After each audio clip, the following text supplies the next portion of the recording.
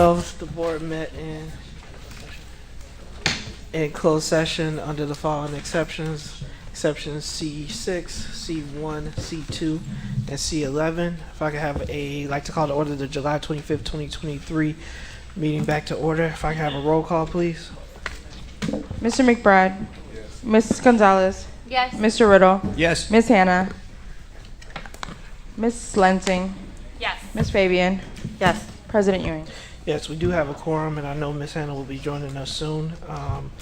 With that, I'd like a motion to go back into open session. So moved. Motion by Second. Mr. Riddle, second by Ms. Gonzalez. All in favor, signify with aye.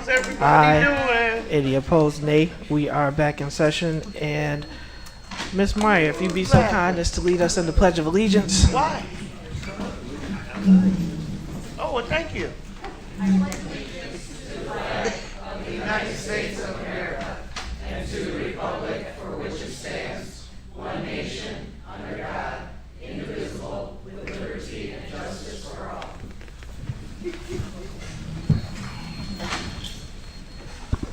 All right. So, President's Report, I just want to remind everybody that we do have our Back to School Resource Fair, which will be happening this weekend. Tons of other things that I also would like to mention. The main one is I did get the request for us to look at our student board member participation policy. And so that will be coming forward. So I do want you all, we'll send out the suggested recommendations, and that'll give an opportunity for the board to be able to digest it and make decisions. I want to thank Ms. Gonzalez, Ms. Lensing, and our student board member, Mr. Hinojosa, for working on that and getting us that draft information. I do also want to alert the board to the fact that as of right now, due to school coming, and there was a special request for a presentation on safety, right? What is our plan for the upcoming school year? In keeping with our board agreements, because that proposal hadn't been sent out, we will have a special meeting before our regularly scheduled finance committee meeting next Tuesday. So we'll keep the time the same, and the finance committee meeting will start right after that initial meeting. So outside of that, I hope everybody has been enjoying their summer. We did get our back to school letter from the superintendent, which has some important dates. And I'm sorry if anybody can move their phones away from the microphones. We are getting feedback. But yeah, we did get the from the superintendent, and I did want to thank the staff, because for the first time since I've been on the board, we have a universal supply list, which is by grade instead of by each individual school. I think that's easier for those that want to support our students, as well as it makes it easier for parents to shop. So I am glad to see that happen. With that said, I now will move to item 6B, which is student board member report. Mr. Hinojosa. Thank you. Yeah, this is on. Okay. Okay, hi everyone. Hope everyone's having a great summer so far. I apologize for not coming to the last board meeting. We did have a family emergency, so I unfortunately couldn't come to this last board meeting, but I am here now, and this presentation shouldn't be too long, but obviously, you know, I like talking for a little too long. But obviously, this is my 9th student board member report. We're getting to the 10th one, which is crazy in my opinion. But if we go on to the next slide. Next slide. Today's statement is about self-empowerment. Next slide, please. And this quote is by Taylor Swift. Quote, "People are going to judge you anyway, so might as well do what you want." And at first glance, this is a very small quote compared to a lot of my other quotes that are very long. But this does come back to a very key idea, and it does come to a story that did happen a few hours ago, and I got the idea while I was doing this. So we were at OCS, which, for the people that don't know, is the Officer Candidate School for JOTC cadets that wish to become an officer. And we were practicing our marching for our platoon test, which is tomorrow. And one of my friends, who was sitting out, she was like, "I don't want to practice. They're just going to judge me. They're going to say this. They're going to say that. They're just not going to want me to do any of this." And I'm like, "Look, they're going to judge you if you do or don't do it, no matter what you do at this point. So might as well go forward and do your best, no matter if you mess up, you didn't do the saver movements right, you didn't call it on the right foot. It doesn't matter at the end of the day because you tried your best. And they could have said whatever you want, but at least you can say that you did your best, that you went forward and you self-empowered yourself to do what you wanted to do. And I feel like it's important because as we come back to school, and a lot of students are like, well, it's another school year, what can I expect, right? And I feel to the students that are watching and who will be listening that obviously self-empowerment is important in understanding no matter what you say, what people say, or they tell you you can't do this, you can't do that, it's not with the norms. Do what you can, do what is important to you, and you will succeed no matter what. So that's my statement for today. If you go on to the next slide. Old business, it's just one slide, and next slide. It's obviously the Promotion and Retention Committee. As always, the objective is to review and propose a new promotion and retention policy for WPS 60. Obviously, it's policy 5215. The student view, as always, is having high school, middle school, and elementary school students being held accountable and being supported in their academic journeys. As always, that's been the case for a lot of students. Next slide, please. New business. Next slide, please. As we know, we had on the 12th of June, the 12th of July, and the 17th of July, I had meetings with Member Gonzalez and Lensing to discuss and create a new student board member policy. As always, as Mr. Ewing has stated, it is under review, under legal counsel, and I hope a swift review so we could all see what is in store for the student board member position and be able to discuss its merits, its values, and see what forward we could bring this position at this point. Next slide, please. And on the 13th of June, I had a meeting with Principal Hill, and the objectives to discuss partnerships and transition meetings from Brookside to Washington, because obviously I am a junior this year, so I will be moving to Washington campus, and I will be having regular meetings with Principal Hill to discuss, obviously, student entrepreneurship, past student board member items, meeting schedules, and obviously it was a meet and greet, so I get to know him, and he gets to know me, as I did with Principal Abe, and being able to have that connection so we are able to pursue any other school-related items while I am in my office. Next slide, please. I also had a meeting with the Waukegan High School principals on the 6th of July. Obviously, the objective is to discuss the possible creation of Waukegan High School student government, and the outcome is a green light, which means, obviously, as you know, we'll go ahead and within the next few months, we will create a committee to discuss how we could implement student government at the high school so we could bring further student government, student voice, and participation in our decision-making policies and bring forward more of that student initiative. Next slide, please. Obviously, on June 15th, I had a meeting with the superintendent to continue planning and logistics of the Superintendent Student Advisory Commission. Obviously, items discussed were logistics and location, bylaw final review, logo and marketing, and meeting schedules. I am very excited to say this will go forward, and I'm very excited to work with the superintendent and the rest of students that do apply in this position in August and getting this rolled out in September, around October time, and being able to further bring student voice into higher levels of district leadership and being able to bring those very key stakeholders. Next slide, please.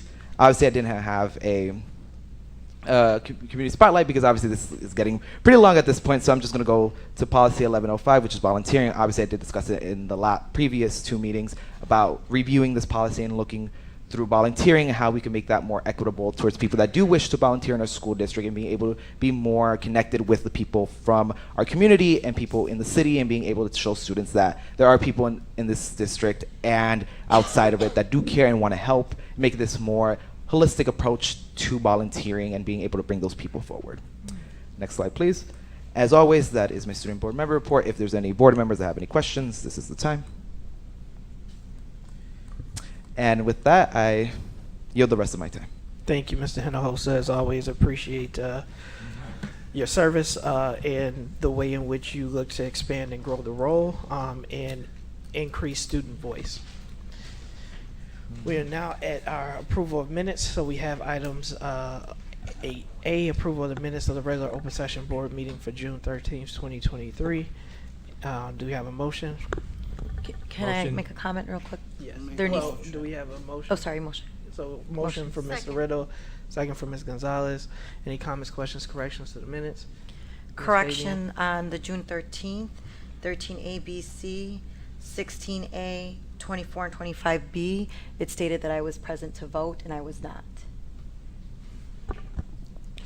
Any other comments, questions, or corrections to the minutes? If not, do we have a motion to approve with corrections? So moved. Motion by Mr. Brittle, Second. second by with Ms. Gonzalez. All in favor signify with aye. Aye. Any opposed, nay. Minutes are approved. Item 8B, approval of the minutes of the special open session board meeting on June 20th, 2023. Motion to approve. Second. Motion by Mr. Riddle, second by Ms. Fabian. Any comments, questions, corrections on the minutes? All in favor signify with aye. Aye. Any opposed, nay. Minutes are approved. We now have our opportunity for public comment. I'm going to call a few names. I ask that you all come in order. Want to remind all speakers of civility. If you need translation service, each speaker will have 3 minutes. We ask that you refrain from mentioning student and staff names in your remarks. If you need translation services will be provided for you, and you'll get an additional 3 minutes for a total of 6 minutes to allow for translation. The first 3 names are Ray Vukovic, then it's Faye De Los Santos, and Rosalinda Boudouin, I believe. And if I mispronounced your names, please correct me at the microphone. Mr. Vukovic, whenever you start speaking, your time will begin. Yes, good evening. I'd like to remind the legal counsel that I'm still waiting on material from my FOIA that was submitted. Tomorrow will be 60 days. I was told by the FOIA office back in early June that I would have it by June 19th, and I'm still waiting. So I hope that you can get that information, and I hope you're not trying to hide information. Last meeting, the Board of Education approved a settlement with a local architect for $60,000. Now, I come to all the meetings, and I don't ever remember this architect being hired. I went back through board meetings, didn't see anything there. I FOIA'd that information. There's no contract with that architect. Asked for information about requests for qualifications and proposals. The response back was there were none. So how does a settlement with somebody for $60,000 happen by this board, who at the staff level approved this individual, this firm, to be doing work, and then it took a settlement for it to go away? I think you all need to look at that very carefully. The last item is in today's paper. It says that you're looking for ideas about spending the $23 million in federal funds. My wife and I have attended these board meetings for the last 2 years and have suggested teachers, retired teachers. There are all kinds of retired teachers out there that are willing to step back up if they're treated properly, which sometimes that doesn't always happen. And I just want to go on the record that my wife is a retired teacher and has no interest in any position there, but she is doing that. She's talking about it because she understands the value of the retired teachers, and that they could certainly help you out of a jam, but somebody up here needs to get moving on that. The last correspondence I saw is that's going to be talked about at the August student achievement meeting. That's what, a week, 2 weeks after school starts. So you're going to be behind the 8 ball again. So, start listening to what people are suggesting, because you've got this money here. Use it on the students. That's where it belongs. Thank you. Thank you, Mr. Vukovic. Ms. Faye.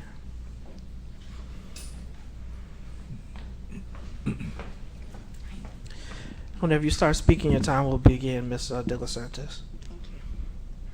Good evening. My name is Faye De Los Santos, and I am here to address the board meeting last June 27, 2023 about personal item 13A. The Board of Education accepts the recommendation about retirements, resignations, and it's on the following items. Now, I would like to say first thank you, Mr. Ewing, because I feel affirmed when you said that we can have both a robust and a strong recruitment locally and internationally, like both can exist at the same time, and I totally agree. I can't really speak much for local recruitment, but I can speak for international recruitment because I am a result of it. So I am a teacher, a diverse learner teacher, under the low incidence program of North Elementary School. I teach K-2 special ed. And I just want to say that coming here, it's a very steep learning curve, especially for us from halfway across the world. And we are working hard, and that's why it is also very important for us that the students also receive the quality education that they need. And so I believe that students are approaching members of the board and saying that there is a difficulty in delivery. And that is very unfortunate. So it's great that we have systems here in Waukegan, an evaluative system. Like, for example, as a teacher, I am subjected to the Charlotte Danielson framework for evaluation. So if there is like any difficulty for any of the teachers, whether they're from the Philippines or from any other country or not, then good thing we have our administrators that we can approach, and they can work on that. However, we cannot paint with a broad brush that a teacher's competence and their capabilities would be dictated by their accent or their last names. I think we are all in agreement of that. So nonetheless, I just want to go like full circle here. Yes, we can have strong recruitment internationally and locally, and it's important they go hand in hand. Now, I haven't I don't think it's been talked about a lot yet, but actually international recruitment can also help with local recruitment. I speak for myself when I say that I have paraprofessionals whom I've mentored who are taking units at GCU in Northwestern, and I coordinate with their professors. Hopefully they can be local homegrown talents too. I also participate in the Parent Mentor Program, HACES, with Hispanic American Community Education and Services. Parent Mentor Program, so we hope that they can also be local recruitment. And also, thank you so much for the unanimous yes and for this recommendation, because we all benefit from international and local recruitment. Thank you so much.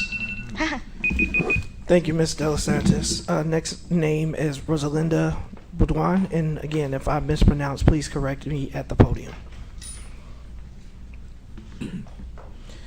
To the highly esteemed Superintendent Ms. Teresa Plasencia, to the distinguished Board of Directors, ladies and gentlemen, good evening. I would like to take this opportunity to express myself with regard to the June 27th board meeting. A lot has been said about us Filipino teachers. Issues concerning accent had been brought up. But allow me to speak as an individual and as a Filipino citizen who decided to take chances in response to the need of Waukegan Community Unit School District 60. I am speaking right before all of you, neither to retaliate nor to say disrespectful words against anyone. Yes, our accent is one of our most significant things that reminds us of our roots that we are so proud of. I am speaking to advocate for myself and for those who couldn't, because I believe that we deserve to be seen, felt, and heard. I arrived in the United States of America on December 19, 2020, at the very height of the pandemic. I was with 11 other Filipino teachers who took the risk and responded to the challenges that working overseas brings. Coming here wasn't easy, with all the adjustments that we have to get accustomed with in terms of the weather and the educational system, among other things. The rest, as we say, is history. We came and we delivered. Please know that we are not here to compete with anyone. We are one with all the stakeholders in everyone's desire to ensure that our students' educational needs are met and addressed. What transpired during the 27th of June meeting was a reminder for all of us. Let us not normalize speaking derogatory statements that promote racism or discrimination. Our freedom of speech should be employed responsibly, respectfully, and humbly. Let us not normalize maligning others due to our differences, whether in accent, nationality, or country of origin. Has anyone ever realized that while we, foreign teachers, educate somebody else's children, most of us are not able to do the same to our own children for the reason that we left them back home. But the greatest challenge for us is to still be able to see the beauty in the midst of chaos. We will forever be grateful to the school district that has given us this life-changing opportunity. Thank you, Waukegan Public Schools, for allowing us to exercise our passion to educate our students. Thank you for being our home away from home. Despite what has transpired, Filipino teachers will still show up, deliver our best practices, and perform what's expected of us because we are so much bigger than our accent and everything else that others might find lacking and missing in us. Once again, thank you and mabuhay. Thank you, Ms. Boulwan. The next three names in order are Clyde McLemore, Randy Sabecki, and Rayon Edwards. Whenever you start speaking, your time will begin, Mr. McLemore. On August 19, 2023, 12 to 5, Black Lives Matter, Lake County will be hosting its third Black Expo, Business Expo. August is Support Black Business Month. Small business is an essential part of American economy because it puts money back in the community. This event will be held at Bertrane's Bowling Lane, 2616 Washington. There's a lot of free gifts for the children, free bowling, bouncy houses. So I ask you to come out and support this community event. There also will be, we still have vendor spots open. Yesterday, July 24th, 2023, at 9 a.m. I was here in the Lincoln Center downstairs. There was a line of people trying to get in. Only 2 security was working and they was trying to get the people in and direct them where to go. The 2 securities was Jada and Cynthia, 2 young black women. As Cynthia opened the door direct the family where to go, Mr. Figueroa walks in, grabs the door, don't swipe his badge, and held the door and told 4 other people, come on and come in. Miss Jada questioned him and asked, don't the people need to check in? His response was, they'll do it later. So I spoke up.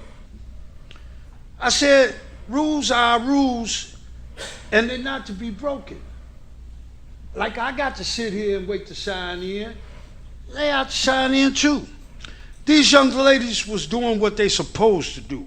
When I questioned him, I heard that he walked up and got in my face. I'm glad that Miss Jada called me to give me my ID and I turned my head because it might have not turned out too good.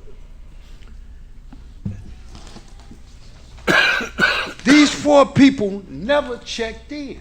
As he told them that they would be checking in, they'll be come back to check in. I am bringing this to the board because Mr. Figueroa owed both these young ladies an apology. I feel it was a racist move in his part because if these ladies was white, he would have been more respectful. It's a shame how he got these employees scared of him, but not on my watch. Like I said, I'm asking for an apology so these employees, and if any retaliation come on them, I will have them file a discrimination case against him. The whole thing was very racist. And if you're not going to follow the rules, then you shouldn't be in that position. Also, I'm asking that a complaint go in his employee file, and I personally will write that complaint. Thank you, Mr. McLemore. Randy Sabecki.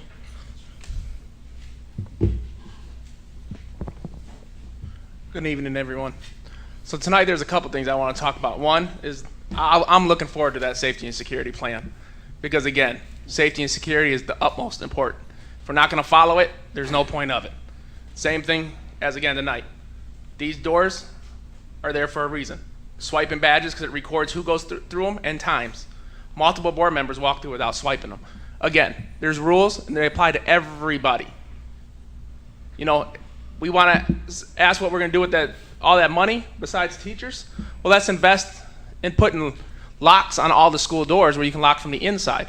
One of the biggest things, if you read the reports with Uvalde, when they had that school shooting, is a lot of those doors did not lock from the inside. So students didn't have the access or anybody in that classroom to lock them from the inside. And most of our school buildings are old. We understand that. A lot of them do not lock from the inside. So maybe we should invest on new locks to make sure they all can be locked from the inside, not with a key just from the outside.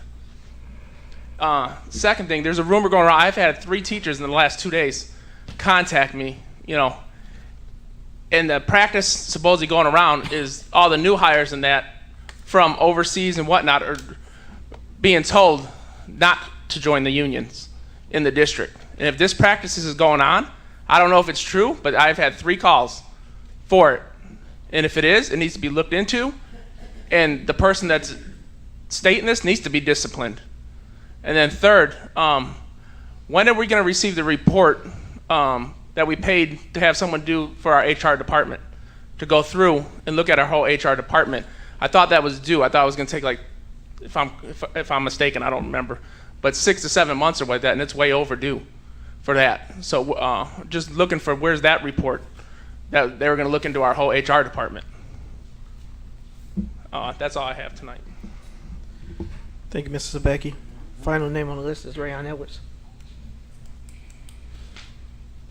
I want to turn and look at you young ladies that spoke tonight. I think y'all misinterpretation of what happened at the last board meeting.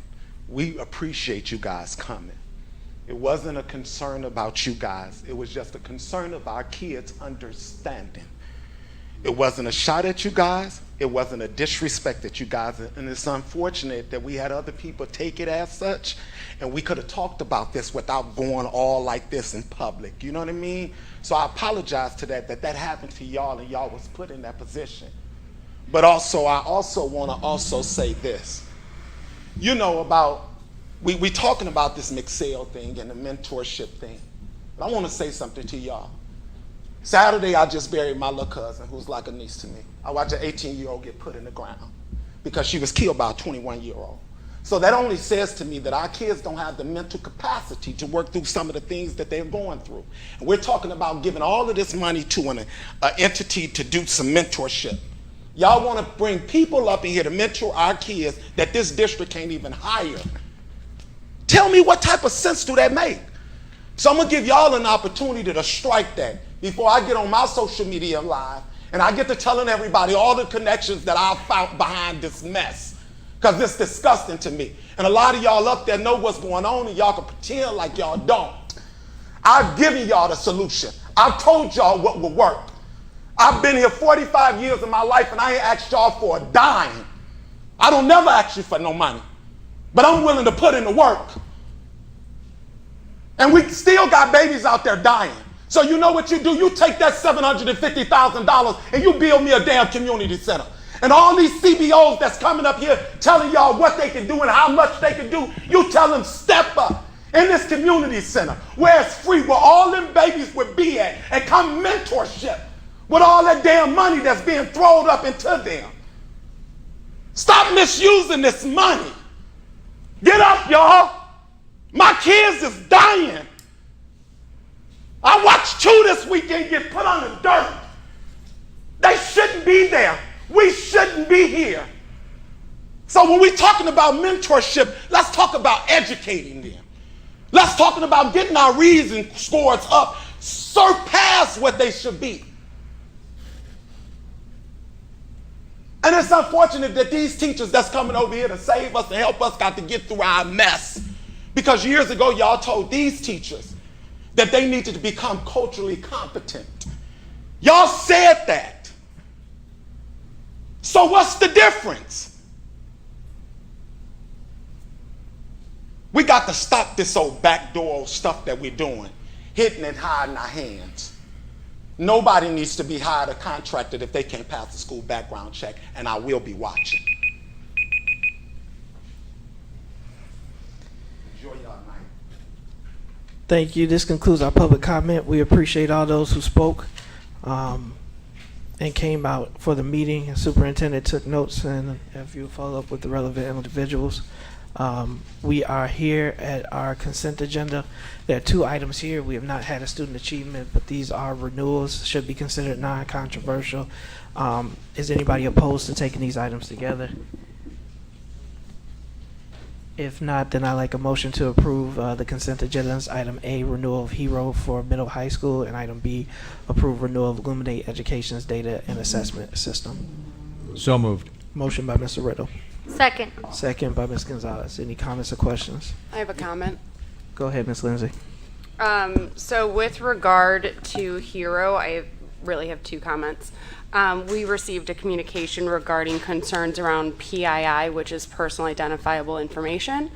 So I want to make sure that that is going to be a priority to verify we are securing the data of our students and our community members. And then also, I do have high expectations based on Mr. Dupuy's presentation with the team, that this is going to be an updated approach, it's going to be clearly communicated, and we are going to maximize it in every essence that we are able to. Thank you. Go ahead, Ms. Hannah. I have a comment regarding, hopefully, the Hero system is going to be, the procedure is not going to be as usual, where the students are going to be out of class longer than they need to while they're going through the Hero process. And I hope that something has, that has been looked into for the Hero. So, you know, okay. But the other Illuminate Education, and I told Superintendent I have no problem with this, except that we need to see data. When we're renewing things, we need to see the data that that shows that these things, these tools are beneficial for our students, and that they've been working for our students whenever the renewals come up. Thank you, Ms. Hannah. Ms. Gonzalez?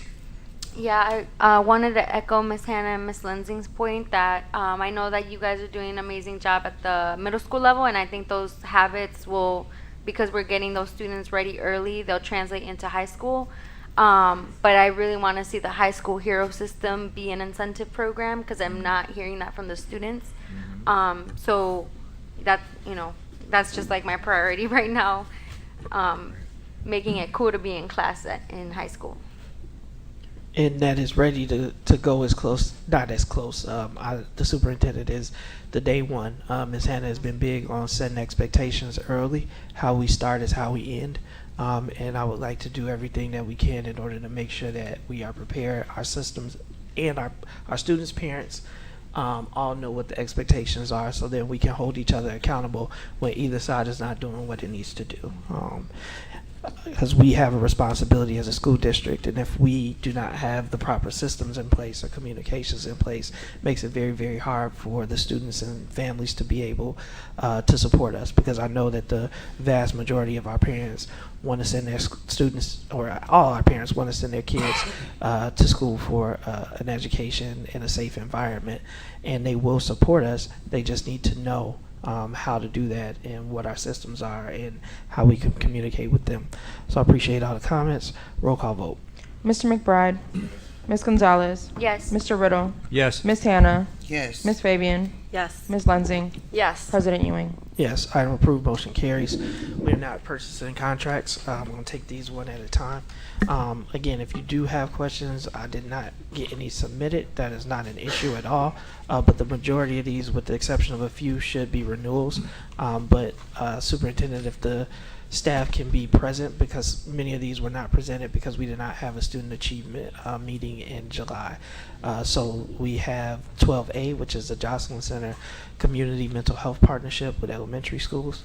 It is the recommendation of the administration that the Board of Education authorize the superintendent or her designee to approve the community partnership with Jocelyn Center for Mental Health Supports in the amounts of $458,287.50. Motion to approve. Motion by Second. Mr. Riddle, second by Ms. Gonzalez. Any comments or questions on the motion? Yes, Mr. President.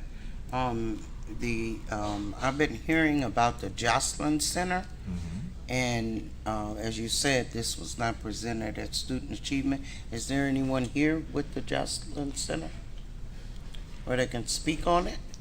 Dr. Cesario is.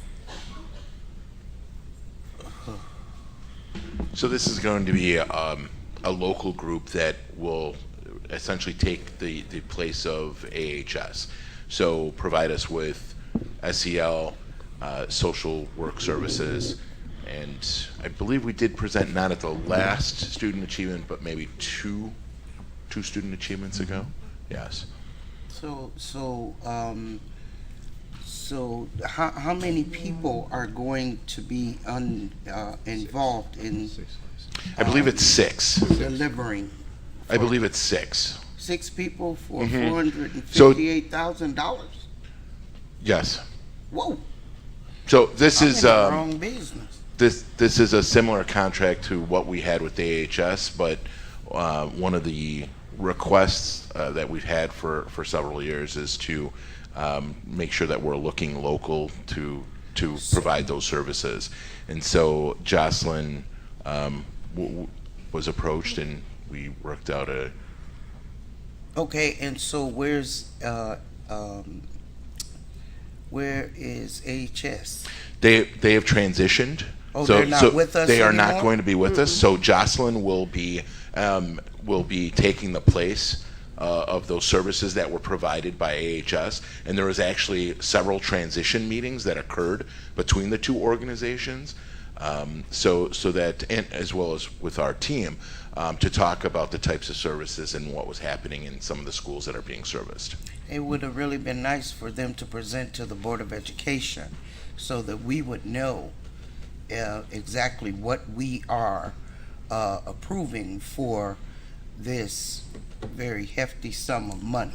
I believe we did have them present with us, and Okay, it was I guess it I wasn't missed that. it wasn't recent again. And pardon me.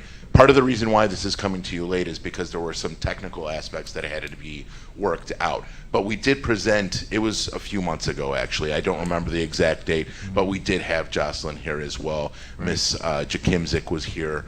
There was a presentation, and we did discuss the transition between AHS and Jocelyn. Happy to have them come forward at another point, so that they can present and introduce The themselves. student achievement meeting or something. We can sure do that, yeah. Ms. Gonzalez. Can we, I have to request. Can we, in reference to especially like these substantial contracts that Ms. Hannah is talking about, whenever we can reference, can we, just do a callback in the previous meeting with that? Because we had slides, I think. And so if we could just navigate or have like a button where we can navigate Sure. to that previous meeting, that would be helpful for our community. The second thing I wanted to request is going into this partnership, which I'm totally for. I think we need to replace AHS. Jocelyn is local, and we hear that from the community that we wanna support our local leaders here that could connect with our students. But going into this partnership, what the expectations of that data is, because I feel like there's a lot of back and forth in what they can provide, or what previous organizations have been able to provide for us. And I would like to see the number of engagements that they're having with students, similar to It'll be AHS in the It'll be minutes. similar. It'll be similar to AHS. Yeah. But also, like, what we haven't seen is that student to student progression. And I feel like we've been trying to call back to that in different initiatives, and that's what I would like to see. So can you define what you mean by student to student progression? So Just so there's a common understanding. Yeah. Yeah. So if there's a student that they're seeing consistently, Sure. that they're So, that they're can- having less incidents with that student, or Right. behaviorally, if Right. that is the So case. how many are seen once? How many are seen Yes. And- multiple times? How many are seen on a consistent basis? And if yeah, I'm not we can do that. mistaken, you're talking about some results. If the services are producing like the behaviors, right? If it has changed So the behavior Impact of we a want. Sure, student, and impacted, and therefore the students are doing better.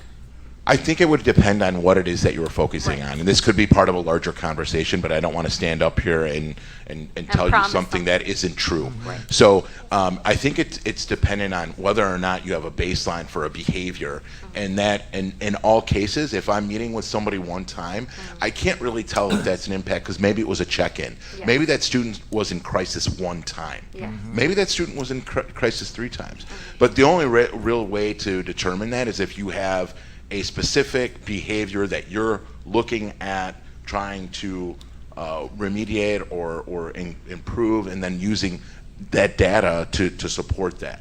So I think I'm happy to have that discussion. I'd be remiss if I was to say we're going to have these kinds of results, because some of the data that you want to look at is the frequency with which you're seeing students. But you want to also- see as many students as possible. Yeah, and to clarify, because I think what we were seeing with AHS and what we want is for our, like the counselors that we're bringing on, right, be it these entities, be it internal, that we're dealing with the students with the most behavioral issues, the highest amount of incidents where we need to support them because they are our most vulnerable, right? That's right. And that's what I'm kind of getting at. You guys can figure it out. I know that you guys will. But I just wanted to make that a priority because I think data-wise, the data we've received hasn't always, not that there's, like a correlation that's easy to define, but that's not what we've been seeing in the past, and we want that, right? So if we can quantify it in some way, I would appreciate that. And I don't want to confuse it. I do want to say is when we're talking about mental health services, some of our students may not be presenting as behavior. Right. And I don't want the confusion, and I hope is the board, it sounds like, believes that Jocelyn is being brought in to address behavior. That may be some of it. But if I have a student, for example, who's struggling with bulimia or depression, they may not be presenting as getting in trouble in school, but I would still want them to have access to this resource. And so I think what Brandon wants was more of what AHS is, if we are providing these resources, and to Ms. Hannah's point, I mean, I sit on other boards, 78,000, I'm sure not all of it, but that is, these people should have masters, clinicians, be certified in what it is that they're doing, counselors, but I do want to make sure that for the money that we are paying, our students are receiving the services. Right, and so I don't want to see another situation in which either the organization could not get their staff, so we make plans based on that they're going to be providing these services, and they can't fulfill the requirements. So that would be something that I want to watch, and then I also want to make sure is that they are providing the services. Makes no sense for us to pay money if we are not having the internal capabilities to refer out and then to track that referral. And so as we build out the wraparound center, this would be one of those things that I want to make sure that we have eyeballs on, is because as we make these investments, first, I don't think that Jocelyn is being brought in to just deal with discipline or the most it's a component, and they will address some of those students, but it's other types of issues, and many of our students who may not be presenting as having behavior issues would still need the services that Jocelyn provides. Ms. Lindsay? I just have a clarifying question and then a more detailed question. So you said there's already been transition meetings, but the board hasn't approved this. So is it appropriate to talk about student cases when they're not fully contracted with the district? They were high-level conversations, not anything that would breach confidentiality or anything like that. More about what the system and the structure was, how it functioned in terms of what caseloads were like, what sizes, what buildings were being worked in, things of that nature. They were more logistical than they were about, here, I'm handing this student off to you. Yeah. And these logistical conversations is there a fee to it? Is it just the free transition? Okay. No. I just want to make sure that we're not stepping into another situation where. Okay. No, and in full transparency, there was a discussion from both groups about, here, we feel like this is something that the district has been asking for, and it would probably be a good idea to transition. And again, it's more collegial between the two groups about having that conversation. Okay. And then my second question is around the collaboration between the district and Jocelyn. So which department is going to be their point of contact, and what does that collaboration plan look like to ensure that our students are getting the services that they need that our staff's not able to do? Great question. So, and one of the things I was going to mention about kind of the monitoring piece too is, so it's MTSS, so it's Stephanie Jakimzik would be the point person. That would be the department, because again, this is about, it's not about students who are already identified, it's about servicing all students at all 3 tiers.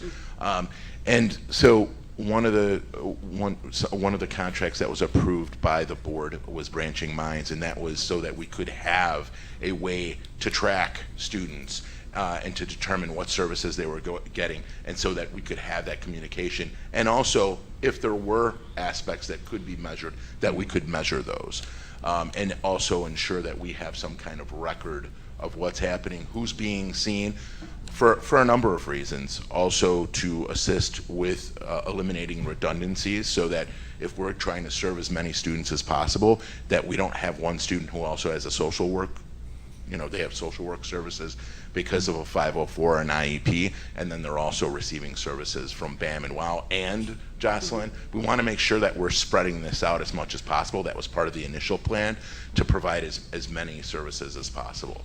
So yes, there is another plan of communication to work out with the principals to talk about what the referral process is going to look like. There will be regular articulation meetings to talk about what's working and what's not, so that we can resolve those, and then to get through the process of how we're utilizing Branching Minds efficiently to ensure that we're identifying those students who are receiving services, and to check on that record to ensure that there are not redundancies, as I mentioned before.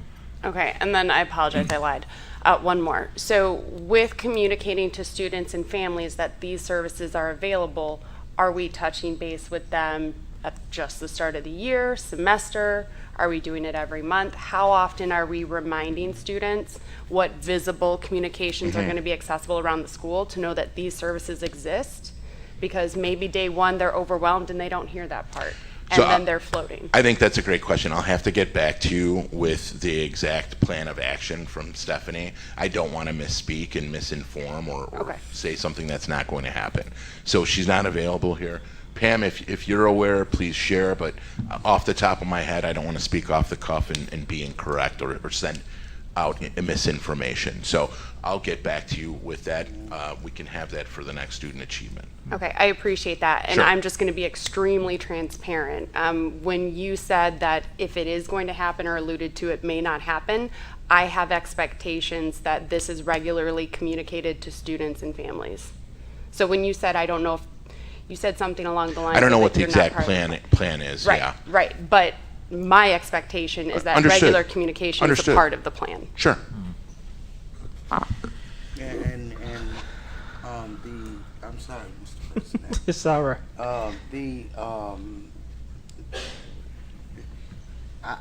What are we paying for? So you're paying their salaries, and then you're paying an administrative fee. This is a similar structure to AHS. You're paying their salaries for these employees. They get paid that much money? They have benefits. They have 76,000. Yeah. It looks like they have services that extend beyond the school day. Okay. And part of what they do is they do also consult with families. There are some other services and that's one of the things that we wanted to do is we wanted to, and part of the transition meeting that we talked about was because I had concerns about summer programming. I wanted to make sure we were covered throughout the summer programming. If we were seeing students, I wanted to make sure if there was a student identified that was in crisis, that we were covered. And AHS stayed with us through the end of that programming. But they also do continue services with families They do a multitude of things, and that's why I was saying that it's not as easy to quantify as one behavior, because they do girl groups, they do boy groups, they see students, it pops up every once in a while, students have exhibit or articulate suicidal ideation. It's very important to have somebody available to triage, if you will, immediately. And so that's what we're trying to do to the best extent possible. It is expensive. I do think it's money well worth it. So, Is this a 1 year? Mr. Riddle. this is a 1 year, I believe. Yes. Mr. Riddle, Yes. final question. Right, Dr. Cesario, I think what we're hearing from the board is just that it's another outside agency, and we're concerned, you're paying roughly 6 people, it's roughly $76,000 a person for the year. We just want to know that these people, since they are local, that's great. They've been in business 75 years. They've worked in Cook County and Lake County. But we just want to hear that they really are effective with our kids and that they're providing a service for our kids that they need and our families. It's pretty broad, the definition or what they do here. And we just want to know that it's another group coming from the outside, transitioning into our schools. Could it be, why is it better to do this than to hire some social workers or counselors on our own staff? That's a really good question, Mr. Riddle. And I think if we could hire additional social workers, we would. We are actively recruiting. We can ask HR to speak to that, to their efforts about actively recruiting PEL. And it's a different licensure that's required to work in the school and work than we would have somebody that's contracted. Right. We have some more flexibility, and that's what this offers us, is just additional hands on deck. And if we could hire those additional social workers, that would be wonderful. Right. And social workers is a hard to staff area. That's what I prefaced with. Yes. I did see that we partnered with them this summer. They did a camp with 38 of our kids. They did. Yes. So that did was a summer part, camp. So they did do a summer camp. And we know them. We know that they're local, and they got an office here in Waukegan on Yes. Washington Street. So I guess we just want, as a board, follow-up that this group is working out for us, and that I understand what you're trying to do with a contracted agency. They're not on board Sure. with our staff. We can increase or decrease the number as we need it, so we're not, hiring somebody and having. Well, not for this year. What we sign up for this year is what we have. Right. But just as Ms. Gonzalez was asking about reporting, just like with the other partners that we have, we report out quarterly on who we're seeing and what we're seeing, and we'll have those numbers for you as well. And maybe it Jocelyn would help be further included in down the that. road in the school year if one of those people that's working for this agency could come and talk to the board Yes. about what they have found and what they're doing in our schools. That would help. Right. And I'm just now looking, this is only for our elementary schools? Yes. I think if we want to go back and review that one, this was AHS, again, similar model and makeup. I think the support is needed. I will be passing on this one for my own reasons. We need mental health supports and partnerships. Yeah,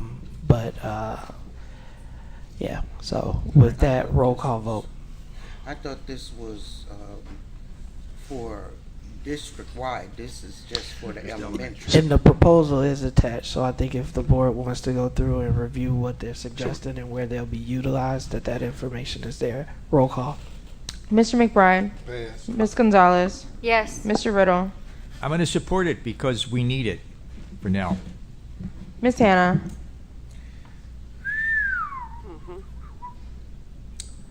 Ugh. I wish it were, if they were in our middle schools and high schools. Can I just interject right there? I don't want to interrupt Sure. you. May I just? So initially, when we designed this, we had BAM and WOW really covering the middle and the high school. Again, we're trying to spread it out as much as possible and trying to be as cost effective.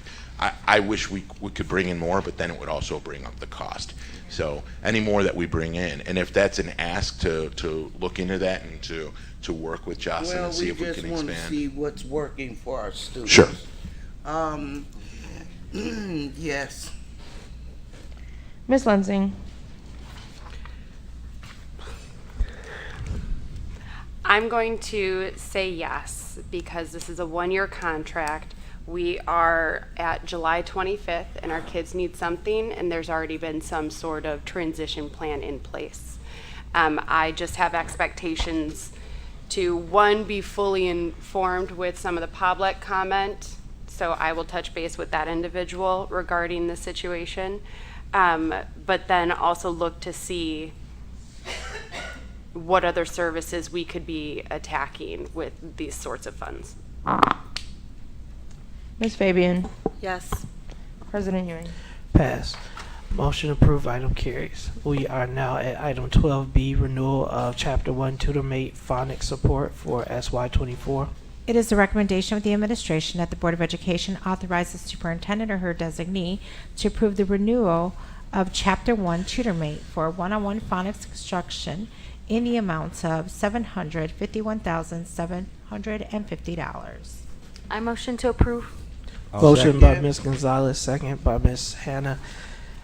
If there are comments or questions, can we keep them brief? Roll call. Mr. McBride? Ms. Gonzalez? Yes. Mr. Riddle? Yes. Ms. Hannah? Yes. Ms. Fabian? Yes. Ms. Lensing? Yes, and I do want to make a quick comment. I really appreciate the attachments where it gave data behind the impact on the district, and I expect that to be for any renewal going forward. So great job on this one, guys. President Ewing? Yes, item approved, motion carries. Item C, renewal of Don Johnson, co-writer. It is a recommendation of the administration that the Board of Education authorize the superintendent or her designee to approve the renewal of Don Johnson, co-writer, for the digital writing and reading support in the amount of $27,800. Motion to approve. Second. Motion by Mr. Riddle, second by Ms. Gonzalez. Any comments or questions? Roll call. Mr. McBride? Ms. Gonzalez? Yes. Mr. Riddle? Yes. Ms. Hannah? Yes. Ms. Fabian? Yes. Ms. Lensing? Yes. President Ewing? Yes, item approved, motion carries. Item 12D, renewal of TI-84 online calculator for high school Chromebooks. It is the recommendation of the administration that the Board of Education authorize the superintendent or her designee to approve the renewal of the TI-84 online calculators for the high school. Oh, sorry. On the high school Chromebooks in the amounts of $40,950. So moved. Motion by Ms. Second. Hannah, second by Ms. Gonzalez. Any comments or questions? Roll call. Mr. McBride? Ms. Gonzalez? Yes. Mr. Riddle? Yes. Ms. Hannah? Yes. Ms. Fabian? Yes. Ms. Lensing? Yes. President Ewing? Yes, item approved, motion carries. Item E, renewal of Edutastic assessment system for grades 6 through 12. It is the recommendation of the administration that the Board of Education authorize the superintendent or her designee to approve the renewal of Edulastic for math assessment support in the amounts of $41,400. So moved. Second. Motion by Mr. Riddle, second by Ms. Gonzalez. Any comments or questions on the motion? Roll call. Mr. McBride? Ms. Gonzalez? Yes. Mr. Riddle? Yes. Ms. Hannah? Yes. Ms. Fabian? Yes. Ms. Lensing? Yes. President Ewing? Yes, item approved, motion carries. Item 12F, renewal of CAMI for SY24. It is the recommendation of the administration that the Board of Education authorize the superintendent or her designee to approve the renewal of CAMI for digital text annotations in the amounts of $33,750. Motion to approve. Motion by Mr. Riddle, Second. second by Ms. Fabian. Any comments or questions on the motion? Roll call. Mr. McBride? Ms. Gonzalez? Pass. Mr. Riddle? Yes. Ms. Hannah? Pass. Ms. Fabian? Yes. Ms. Lensing? Yes. President Ewing? Yes, item approved, motion carries. G, renewal of learning A through Z RAS for SY24. It is a recommendation of the administration that the Board of Education authorize the superintendent or her designee to approve the renewal of learning A through Z for digital fiction, nonfiction texts in the amounts of $73,850. I motion to approve. Second. Motion by Ms. Gonzalez, second by Mr. Riddle. Any comments or questions on the motion? I have a comment. Go ahead, Ms. Lindsay. My kids love this program.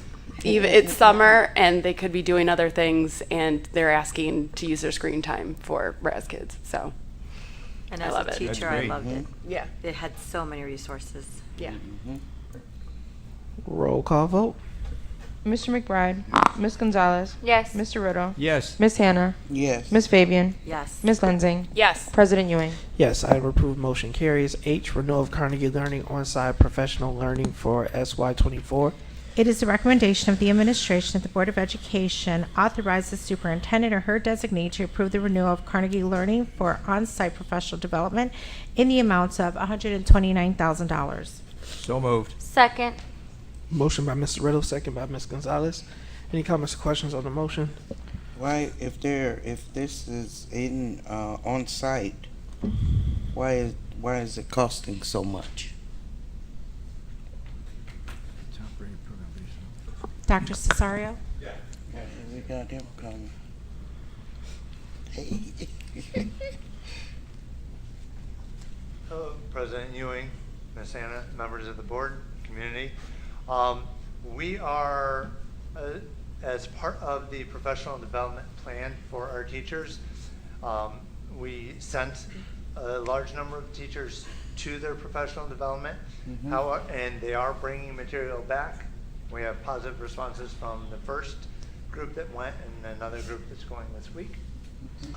As part of that plan, we are also contracting members of Carnegie Learning to come in and provide on-site professional development with our teachers. Okay.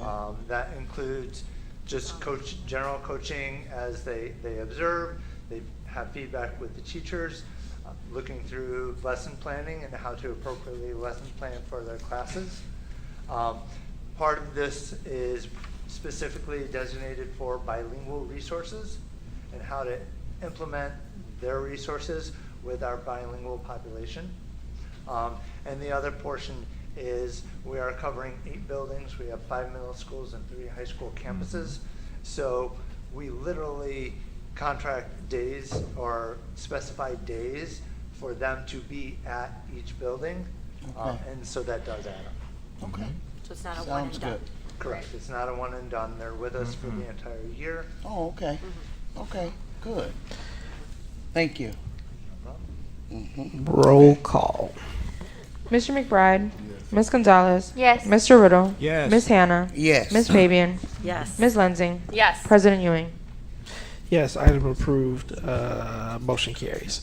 Approval of JRTC furniture, it's item 12I, approval of JRTC furniture purchase. It is a recommendation that the Board of Education authorize the superintendent to approve the purchase of furniture for 2 classroom and 1 teacher's lounge for the JRTC program. The furniture is to be purchased from Lakeshore Learning Materials at a cost not to exceed $28,604.50.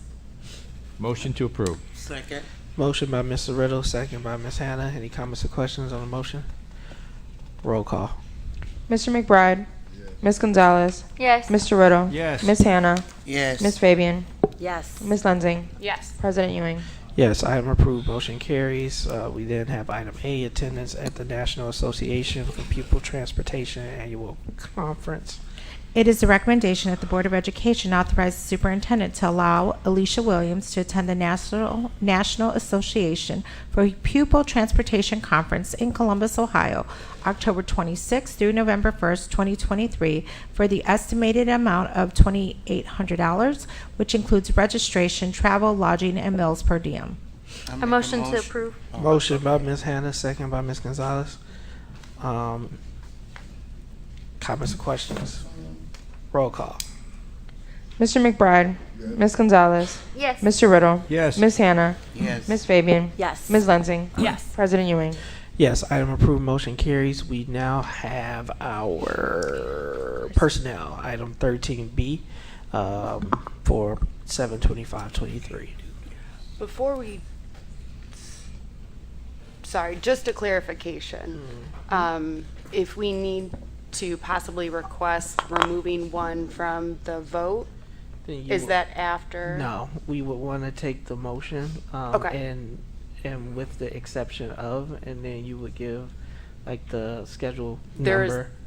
No schedule number. I mean, at there's the a top? schedule number, but not for And that then the specific third name on the individual. list, right? If Yeah, it- yeah, If that's okay. the one, so you would give me the schedule number and then the name that you are, the line that you're requesting that we hold over. So if you actually want to make the motion, because I don't know which name that is. Yeah, so I would like to make a motion that on Schedule F1002, second name on the list, we hold over as there was a clarifying question that we're waiting a response on. So that is the motion. Do we have a second? Where's the administrative appointment? Oh, Okay. yeah. Yeah. And I'm gonna, and this is, I mean, you can make the motion as you want to. What I would ask Ms. Lansing is that you would make a motion to approve everything except for. Oh, okay. That's a better way to say it. I appreciate it. So I motion that we approve everything except for on Schedule F1002, second name from the list. Second name down. I don't know. I mean, and then and the reason that I'm doing that is because the whole question, meaning while you're requesting to hold, the other board members may still want to act on it. And so what you are saying is we're approving this one, and then we go back and consider the motion to approve that item. That makes sense. Admin list. Yeah. We could not hold We're over, voting but on it approve separately, is what you're saying. separately. Who wants to hold it over? Yeah. So two separate votes, and then I would prefer to hold one over. Correct. Okay. So that's why it's cleaner, because now we can go back and consider the second question. Do we vote on that tonight or hold it over? Perfect. All right. The motion has been made to approve everything Second. with the exception of that schedule number. I want to have it for clarity. F1002. A1 second down. And A1 second down on the admin list. All right. With that, roll call. Mr. McBride. Yes. Ms. Gonzalez. Yes. Mr. Riddle. Yes. Ms. Hannah. Yes. Ms. Fabian. Yes. Ms. Lensing. Yes. President Ewing. Yes, item approved, motion carries. We now are going back to consider, there was a request to hold the item over. Is there support amongst the board to hold this and get further clarification? I am going to second that because I too had the questions regarding that particular item. So we had a motion and a second. So with that, it can come forward as discussion. Any comments or questions? I'm good to move forward today. I think we have been clear about having salary ranges and to be more equitable, looking at person's experience and education, and so I have the understanding of where the numbers are coming from. I don't see a reason to hold it over. I'd just like to echo what Mr. Smith got done, making a reference to the idea of, I've heard the reasons, I think the years. Sorry, Mr. McBride, can you use the microphone, please? I think the years of experience in the district means something to me, as well as I think the individual we're speaking about is more than qualified to be put in that position, and because of the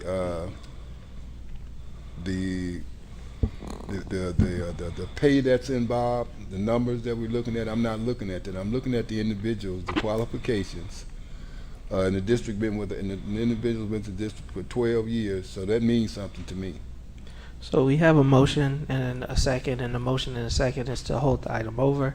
So I'm going to get that cleared up by taking a vote. So if you are supporting holding over, you should vote in the affirmative as a yes.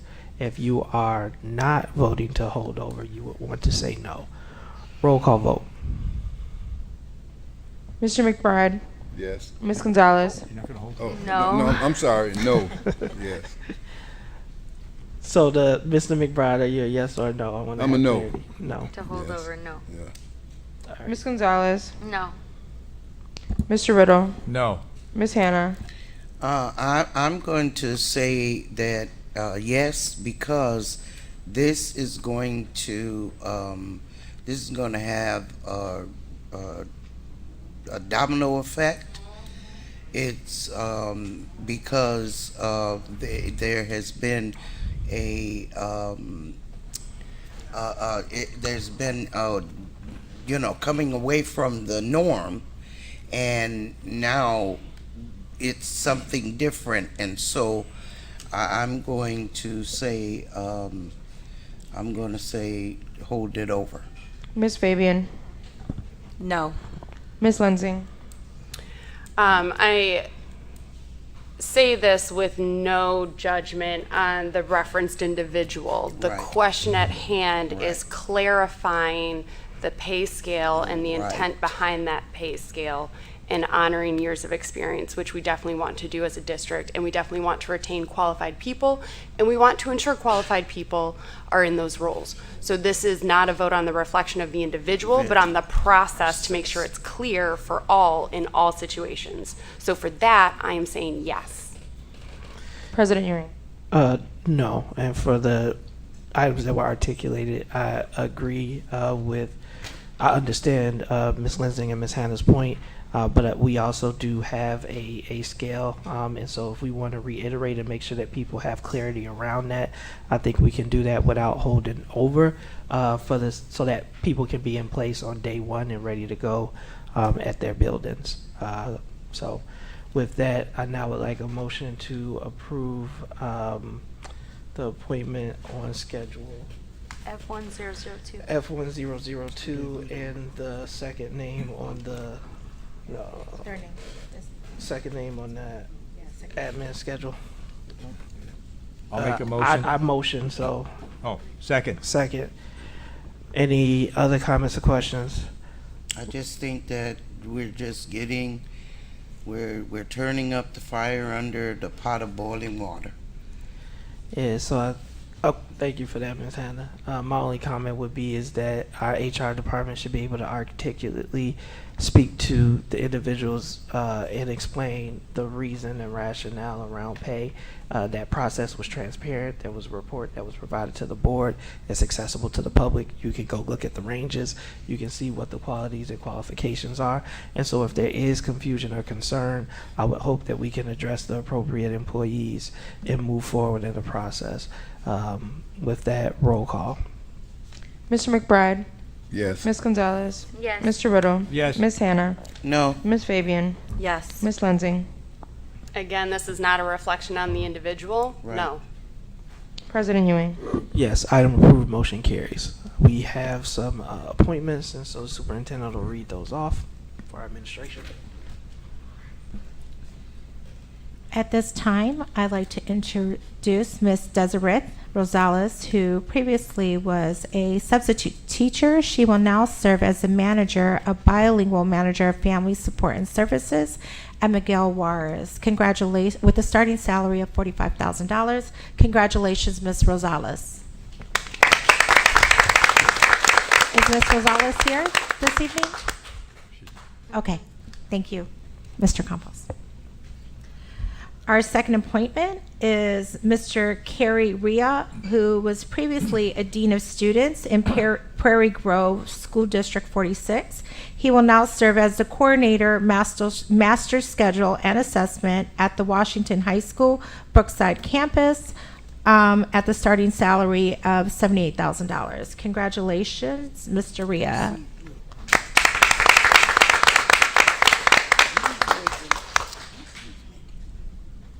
If I call your name and you're in the audience, if you could just stand up, that will help. Thank you. Miss Brenda. Our next appointee is Miss Brenda Ria, who previously serves as a teacher of dual language social studies at Abbott Middle School. She will now serve as the academic chair at the Brookside campus with a starting salary of $90,000. Congratulations, Miss Ria.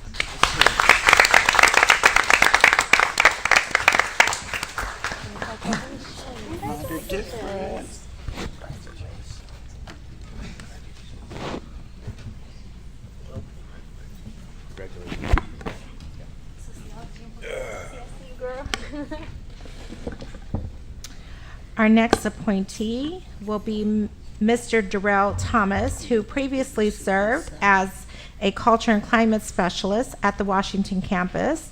They're going to miss you. Is he here today? Yeah, he is, right there. He He will now serve as the manager of academic and sports administration at the Washington campus with a starting salary of $62,000. Congratulations, Mr. Thomas.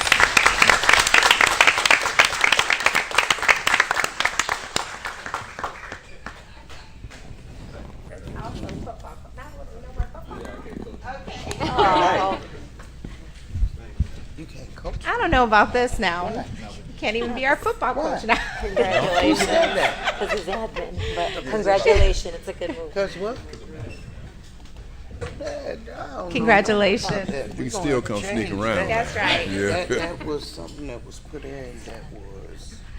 Our next appointee is Miss Laura Rakowitz. I got it.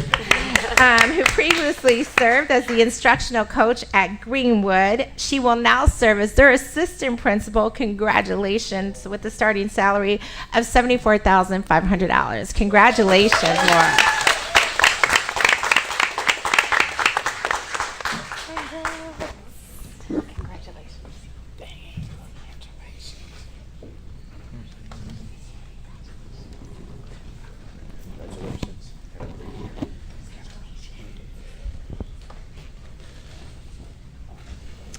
Our next appointee will be Miss Anissa Hamilton, who previously served as a teacher, math instructional coach at Miguel Juarez Middle School. She will now serve as their assistant principal with a starting salary of $74,500. Congratulations, Miss Hamilton. Well deserved. Nice choice, Mr. Campos. Our next appointee is Mr. James Sarther, who previously served as a business teacher in North Chicago Community High School. He will now serve as the assistant principal at Miguel Juarez Middle School with a starting salary of $74,500. Congratulations, Mr. Sarther.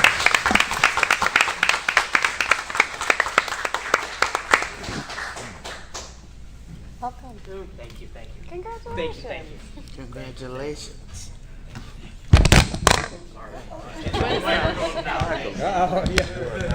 Welcome and congratulations.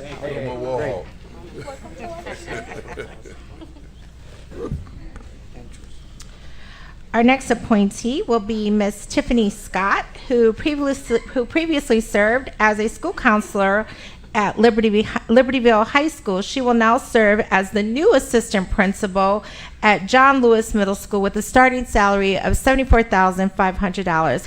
Welcome, Ms. Scott.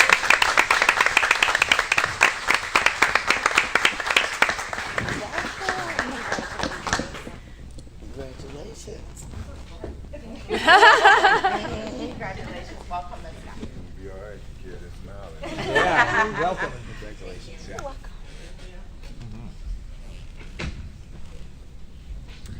Our next appointment is Miss Vivian Keeter, Yes. who previously served as the coordinator for bilingual services pre-K through 8 in the English Language Learners Department. She will now serve as the assistant principal at Edith Smith Middle School with a starting salary of $92,000. Congratulations, well deserved.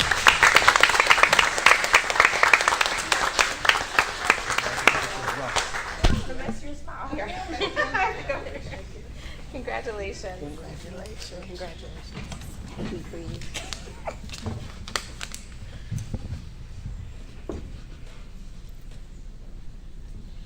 Congratulations and welcome to all of our appointments, especially our teachers, and those who we want as many people in place on day one as possible. We are now at our financial reports, item 16A, ratification of the first processing of July 2023 board bills, manual check request payments, and Old National Bank insurance payments for the period of June 21, 2023 through June 30th, 2023, and July 1, 2023 through July 18, 2023. It is a recommendation of the administration that the Board of Education ratify the 1st July 2023 processing of board bills, manual check request payments, and Old National Bank insurance payments for the period of June 21st, 2023 through June 30th, 2023, and July 1st, 2023 through July 18th, 2023, the manual check request payments for the period of June 21st, 2023 through June 30th, 2023, total $2,484,641.27. And the July 1st, 2023 through July 18th, 2023, total $732,191.77. The accounts payable board payments for the period of July 1st, 2023 through July 18th, 2023, total $402,362.77, and the Old National Bank insurance payments for the period of June 21st, 2023 through June 30th, 2023, total $2,087,635.21. Motion to approve. Second. Motion by Mr. Riddle, second by Ms. Gonzalez. Any comments or questions on the motion? Yeah, I was looking briefly. I did not do a line by line this time with the financial report, but I did see something that that I questioned. I have been watching the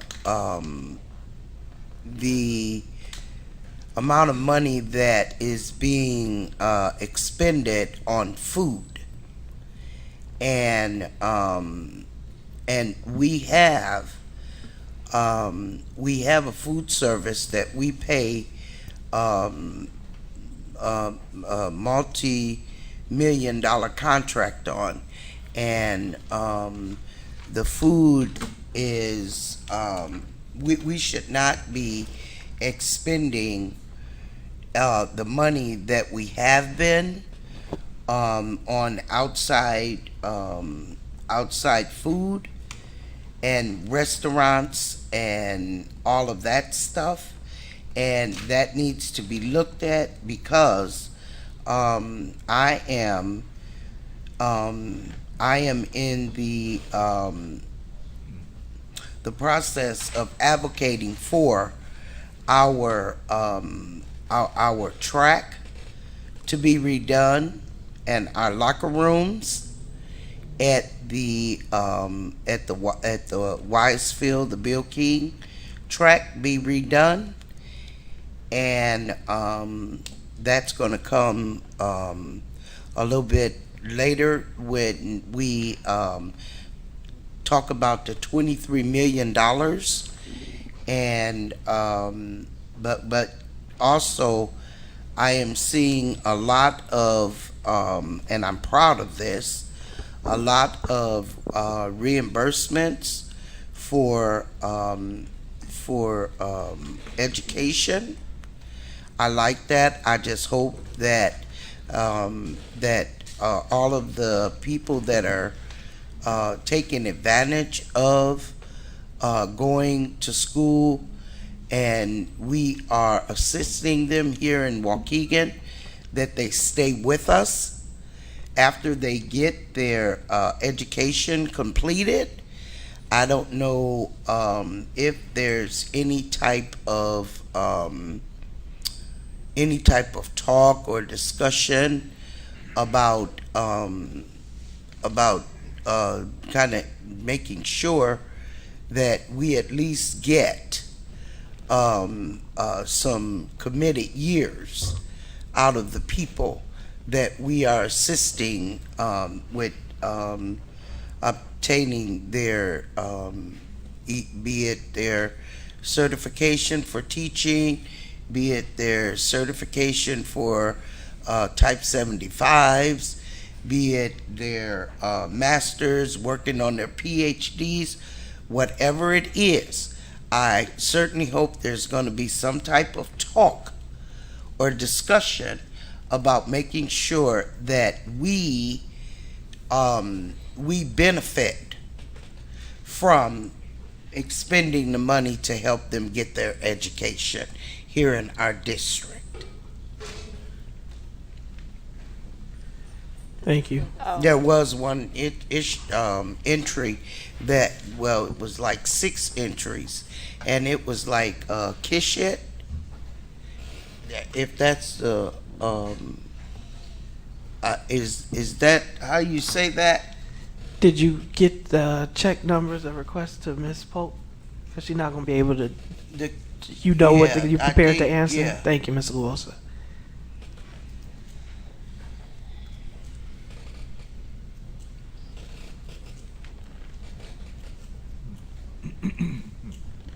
Good evening. The vendor that Ms. Hannah is questioning is Keshet. It's a private tuition vendor, private day tuition vendor. The payments that she's questioning are lunch reimbursements. So apparently this this facility, it's a Jewish organization, I guess, and you can't bring lunch. And I guess there's a requirement that we will pay for the lunch. So those are the bills that we are paying on behalf of kids, students of ours. Oh, so those are for children. Right. Lunch reimbursements that Keshet has paid for our students. Oh, that's interesting. Yeah. That's different, isn't it? Well, I usually don't see that, but I usually see the big tuition bills instead, and I think it caught your eye because it was these were small items. Okay.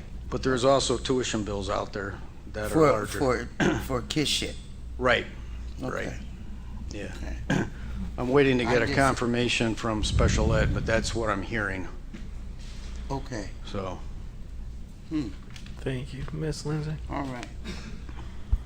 So I just wanted to add on to Board Member Hannah's comment.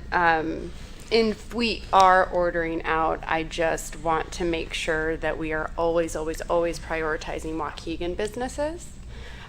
So perhaps maybe not fully eliminating, because we do get lunches. Development and Yeah, stuff. I community get it. building and sporting, but the excessiveness is maybe Right. a discussion. Right. I do have a question for Ms. Polk, unless you're able to answer. So I had previously requested to see if it was possible for the executive content to be in a format where I can drill down and filter instead of going line by line. Where are we with that possibility? So, Mr. Lewis, I can help with that. Ms. Lensing, that was a conversation that was held in the exec team, and the board reports that the business office prepares is more logistical. And Gwen, I don't want to speak for you, but I know that Mr. Moulton brought this up in exec team. So that was a request from you respectfully. Is that how the board wants to see the reports versus how we previously have done them? Because that would be a transition for the business office and how Ms. Polk has been preparing the reports. So we weren't, oh, I apologize. No, I wanted Ms. Lansing to clarify how she wanted the report. An Excel Like sheet. an Excel Yeah, sheet. an Excel sheet. I think we should be To able drill to down. produce an Excel sheet. I was able Why to not use that both? control So if we find. can we weren't part of the meeting that you're referring to, so if we can get some context behind what kind of a lift that would look like, but if certain board members like PDF and it's not a huge lift, or it's only an initial pre-work and then everything thereafter is automated and it's good to go for an Excel style format or a Google Sheet style format, I think I'd like that context. So I'm sorry, I just want to clarify. So the Excel spreadsheet is to what, and to like be able to do the control find and filter? Because I'm able to do that on a PDF, so that's why I'm asking what would be the I difference? can add VLOOKUPs. I can add different filters. I can do summative Like you want to be able to- formulas. okay, So I gotcha. would be able to manipulate the data to isolate without going line by line, being efficient with my time so I can focus on other things for the district, to see how much are we spending with classroom supplies that teachers need to get, or how much money are we spending as a district for the eating out. I don't want to spend my whole night going line by line, adding up all of these totals. So, Ms. Polk, can you come up? Because in speaking with Deputy Moulton, I was under the impression that that was a big lift. And so now that that's back on the table. Well, I just want the context. That's back on the table. What does that look like for your department? Is that an easy transition? What does that look like for your department? Is that an easy transition? And then my third question would be to the board, is that something that the whole board would support? But let's get your responses to that first. Board President, board members, superintendent, community, we could certainly pull that information with the time parameters, because we pull it all the time for reconciliation purposes. But the question that we have, would you want that to be a part of the board agenda item, or would you like us to share that with the superintendent so that she can send it out to you? I would prefer it remain executive content. I don't. Okay. I don't think it. So as a needs to part of the necessarily- executive area, but maintain the reports as they are in the public section? Correct. Okay, we could do that. How much of a lift would that be? It's not difficult. It's not difficult, so it'd be like 30 Just minutes? exporting it. Okay, perfect. Thank you. Yeah. You're just exporting as a CSV Yeah, file? Excel, yeah. CSV? Yes. Yeah. Okay, thank you. And if the other point is consensus, is there anybody who is opposed? I mean, do we have anybody who would be opposed to this? If it's not difficult for them, I don't see why not. Yeah, so consensus has been reached. Thank you, Ms. Polk, for Thank that you very much. clarification. Thank you. On this item, roll call. Mr. McBride? Yes. Ms. Gonzalez? Yes. Mr. Riddle? Yes. Ms. Hannah? Yes. Ms. Fabian? Yes. Ms. Lensing? Yes, and I just want to say thank you to our finance team. They do a lot for our district, and we appreciate you. Absolutely. President Ewing? Yes, item approved, motion carries. And then for the record, I do want it noted that consensus was reached. And so the expectation would be, unless finance tells us otherwise, that the next board meeting, we'll expect to see the Excel file included in executive content under that item 16A. Will do. All right, reports and presentations are no committee reports. Committee assignments will be assigned at the next board meeting. Delegates report, Ms. Hannah, I'm gonna ask you to hold due to time, unless there's something pressing that we need to be aware of. No, just that the CUBE conference, make sure you're talking to Ms. Jasmine, and just asking about the early registration and so forth for III and all of that. Because there has been information that has been put out for that. Other than that, I did have a brief. Well, it's not brief. So but you're I not did- holding your comments, Ms. Hannah. It's okay. Go ahead and finish what you said. Okay, no. I will wait until student achievement, because it's a more it's a comprehensive conversation. Okay. About the reading and so forth with my literacy group. All right, so just Superintendent, if you can take that note, Ms. Alexakis, to keep me honest, is Ms. Hannah's, and then Ms. Hannah, if there's a report or something provided, keeping with the proposed board agreements, are you able to send that beforehand so the board members I can will review send it? it to who you want it sent to. Me, Nick, and Teresa. Or Okay, because it's very and I mean might as well. I really want the group that did all of the research and the work to present here in the district for our school district, and you'll see it more when I send you the information. Okay, thank you, Ms. Hannah. Superintendent, item 17C. I just want to cover some important dates. Earlier this week, a letter went out informing parents regarding registration, where they could find the upcoming school calendar, how to access parent portal, school supplies list for each of your schools, back to school resource, bell schedules, and it even addressed meet and greets and orientation dates that will be released from the school. So we're about 2.5 weeks out from the first day of school. Summer has quickly gone by us. Most of our staff will return at August 9th with an all-staff kickout at Weiss Field. The board should have received a calendar invite for the event. It does start at 8 a.m. New beginnings for new staff starts August 2nd at Juarez High School. Middle school. Oh, I said high school. I'm sorry. Juarez Middle School. Returning student registration resumes on July 27th at our schools. However, new families can register anytime between now and the start of the school year at the Welcome Center.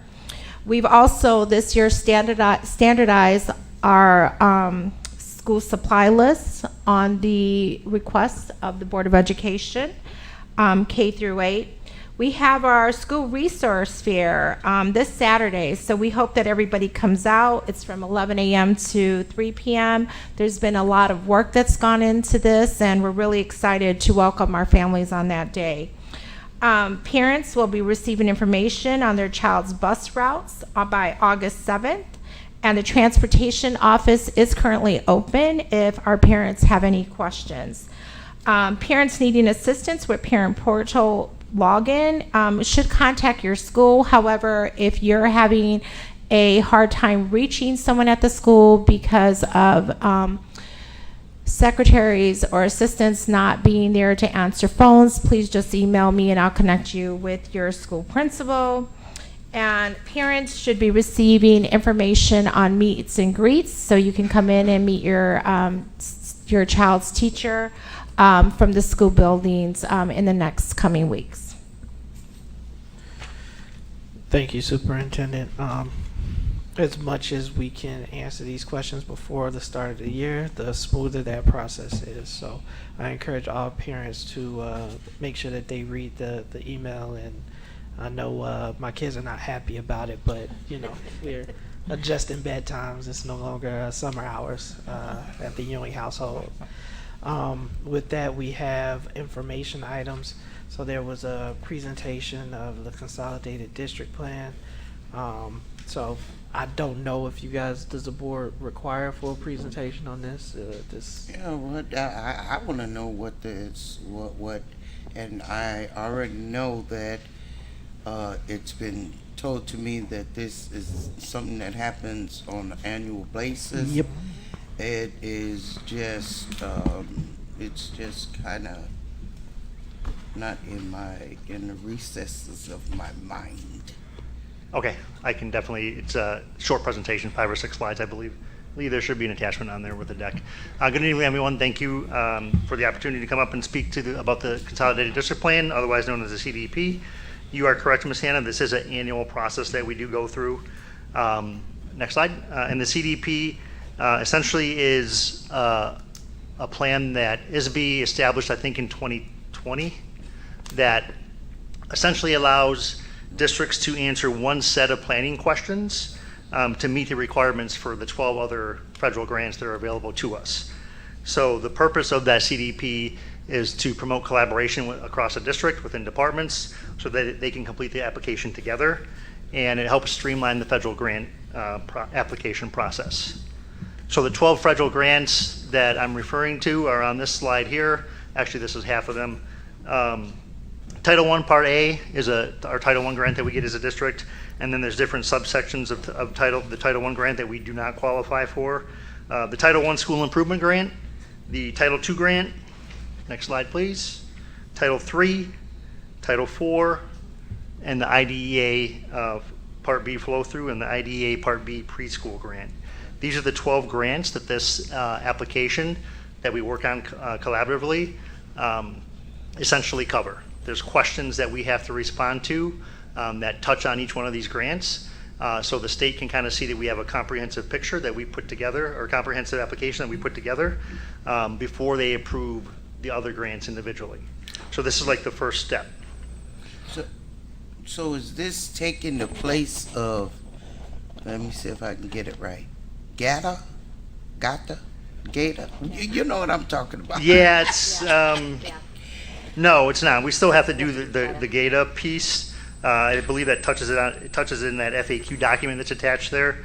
But essentially, again, before we can submit our applications for all those grants that I mentioned, Right. we have to have an approved CDP first. Right. Okay, so the purpose is that departments come together, they respond to, oh gosh, there's probably 20 to 30 different questions that are asked that focus on different areas of the district. So in terms of the collaboration, it's done through members of ASAP, diverse learners, bilingual, outreach, teaching and learning, equity, FACE, transportation, college and career. All those people come together and they have certain aspects of the application that they have to complete. Okay, okay. So, yeah, okay. Can you go to the next slide, Lee? This. This shows you just some of the aspects or the areas in the CDP. So there's an area that speaks to the needs assessment, stakeholders, our private school participation, preschool coordination, student achievement, all these different, there's questions, again, for each one of these areas. And then the members of the district respond to those questions. And then it gets sent to ISB. And ISB has a vetting process that takes, there's 4 different review cycles for ISB to approve this application. And once they approve it, then we can submit our Title I application. We can submit our Title II application. We can submit Title III. We cannot submit any of those grant applications until this is approved by ISB first. Right, right. And so we are we're in time with all of this, right? Yep. We're not there's no time restriction or They don't have a time limit on it. Obviously, the sooner you do it, then the more quickly that other departments can submit their grant applications. So this is kind of the first step, and then once it's approved, then it gives the green light to everyone else to start submitting their grant applications. and this is something new according to you.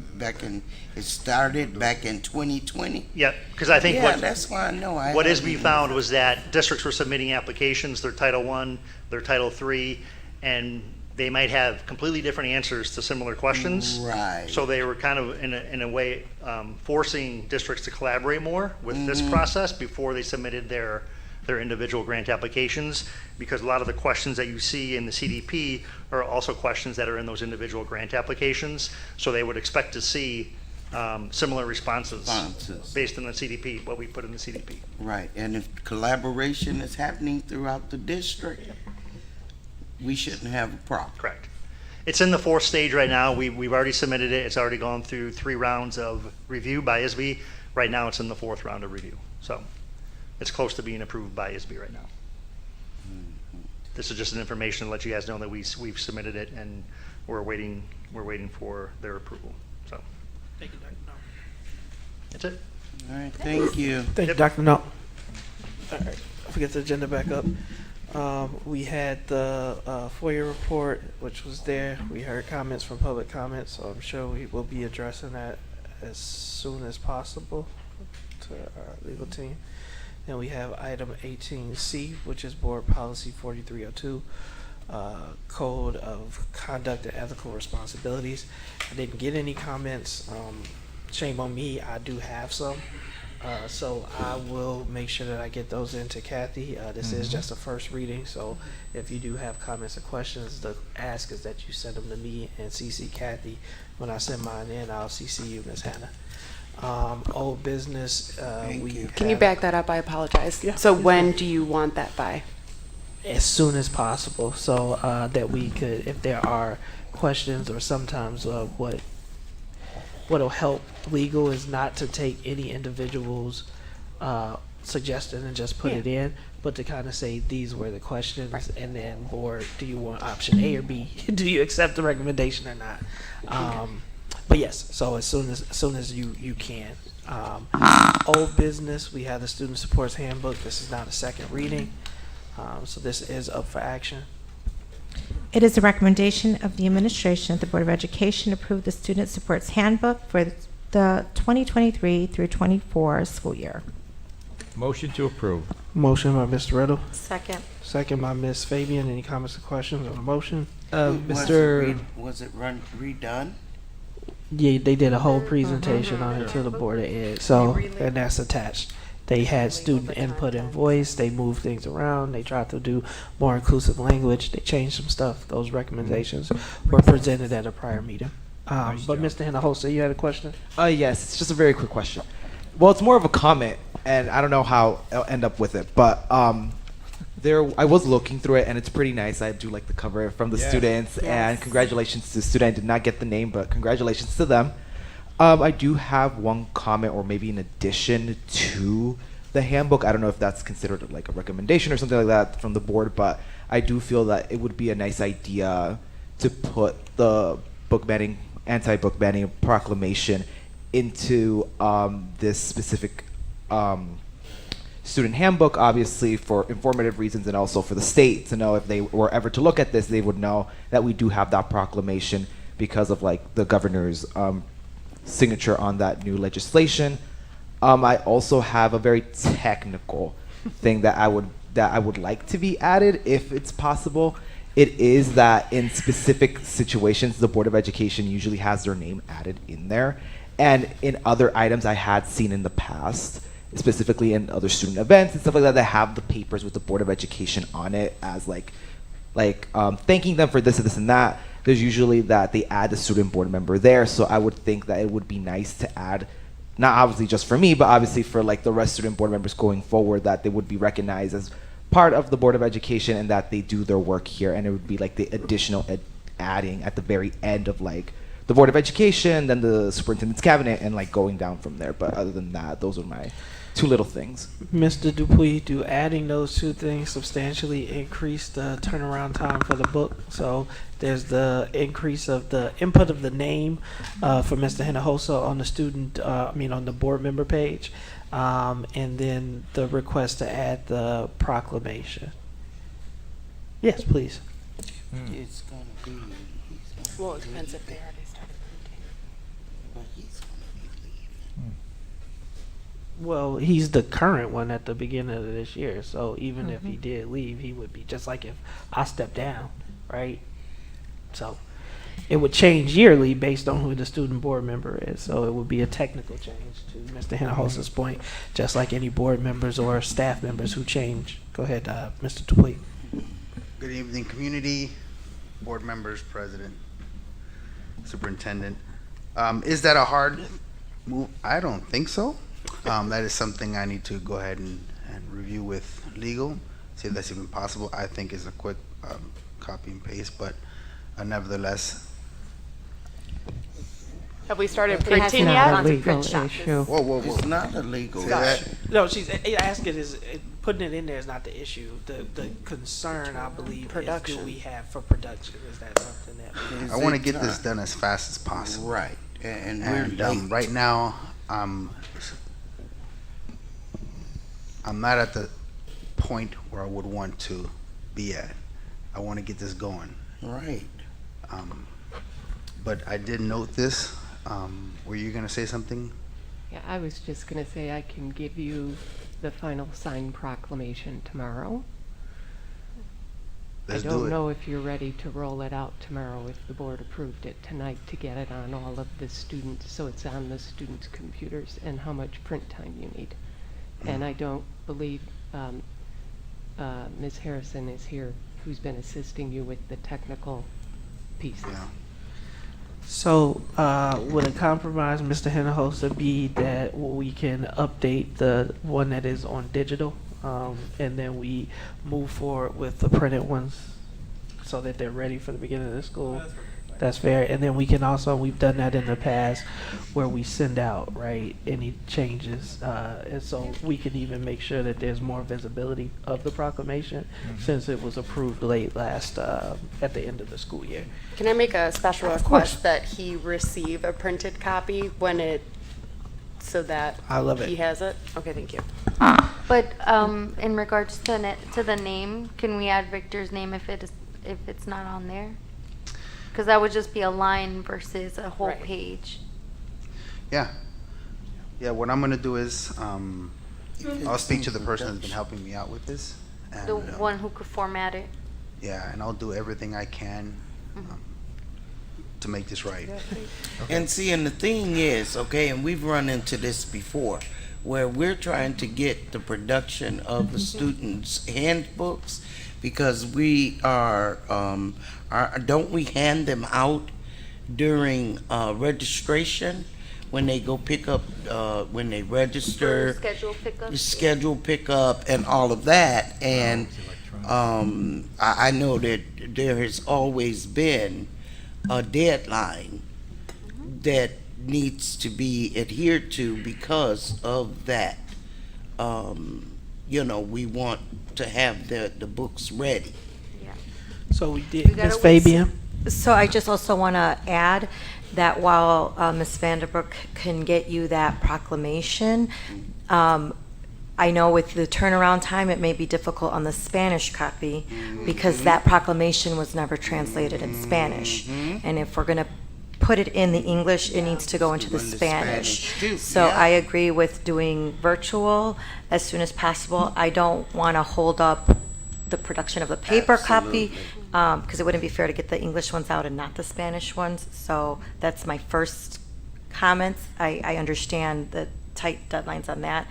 And then just really quick, Mr. Hinojosa, the student who won was Aldo Mendez, and I think we should say a congratulations to him and thank you to all the students that participated, because I think when you give that student voice, it encourages them to actually read the handbook and follow through with it. And whoever added all of the community resources too, thank you for doing that. Yeah. Which, by the way, that front cover stirred a lot of interest for next year. Nice. So yeah, we'll do what we can. So yeah, the ask is if we can add his name, and that doesn't significantly delay. If we can't, we understand, but we would want a printed copy for Mr. Hinojosa's records, and then we will wait and just send out what do we call it, an addendum once it is prepared and translated, and we can do that even after school starts. So with that, One more clarification, I apologize. Yeah, you're fine. So in respect, I think we should also provide both an English and a Spanish copy for Mr. Hinojosa. Of The printed version for him, Okay. for his record. Yep. Is it front and, it's one book, right? Or is it a full Spanish one, or is it front and back? I don't remember. Full Spanish. So it's one on one. You got to Yes. choose. Gotcha. Yeah. Perfect. And just for the record, each school will be receiving 50 of each copy, English and Spanish. Just in case people like hard copies, it's not going to be given at registration or anything like that. But also, we're going to ensure that it's going to be digitally accessible. There you go. Yeah, Thanks. I thought that And then we're also working with Dr. Cuevas in making it linkable as well, so you can just click link and just go straight to where you want it to be at. The key thing behind this, the intent behind all this, is to make it just much more accessible and user friendly for our students and our families with the supports that they need. That's why we wanted to call it Student Support Book. How are you collecting signatures though? Because That- usually they thank used you. to give them at like Yes. the meet and greets or the parent-teacher conference so that you could get that physical signature. Right. So how are we now collecting the signatures for like the technology use and, sharing of data? and That all has of not changed. We're going to continue to do the paperwork with that. So you'll give the paper, not the whole handbook, Correct. just the signature That pages? is correct. Okay. With like a cover letter. Thank you, Okay. Ms. Fabian, because I was going to ask that same question. Yep. And Yeah. again, it's options. So for parents who would like a paper copy, it would be available. But I think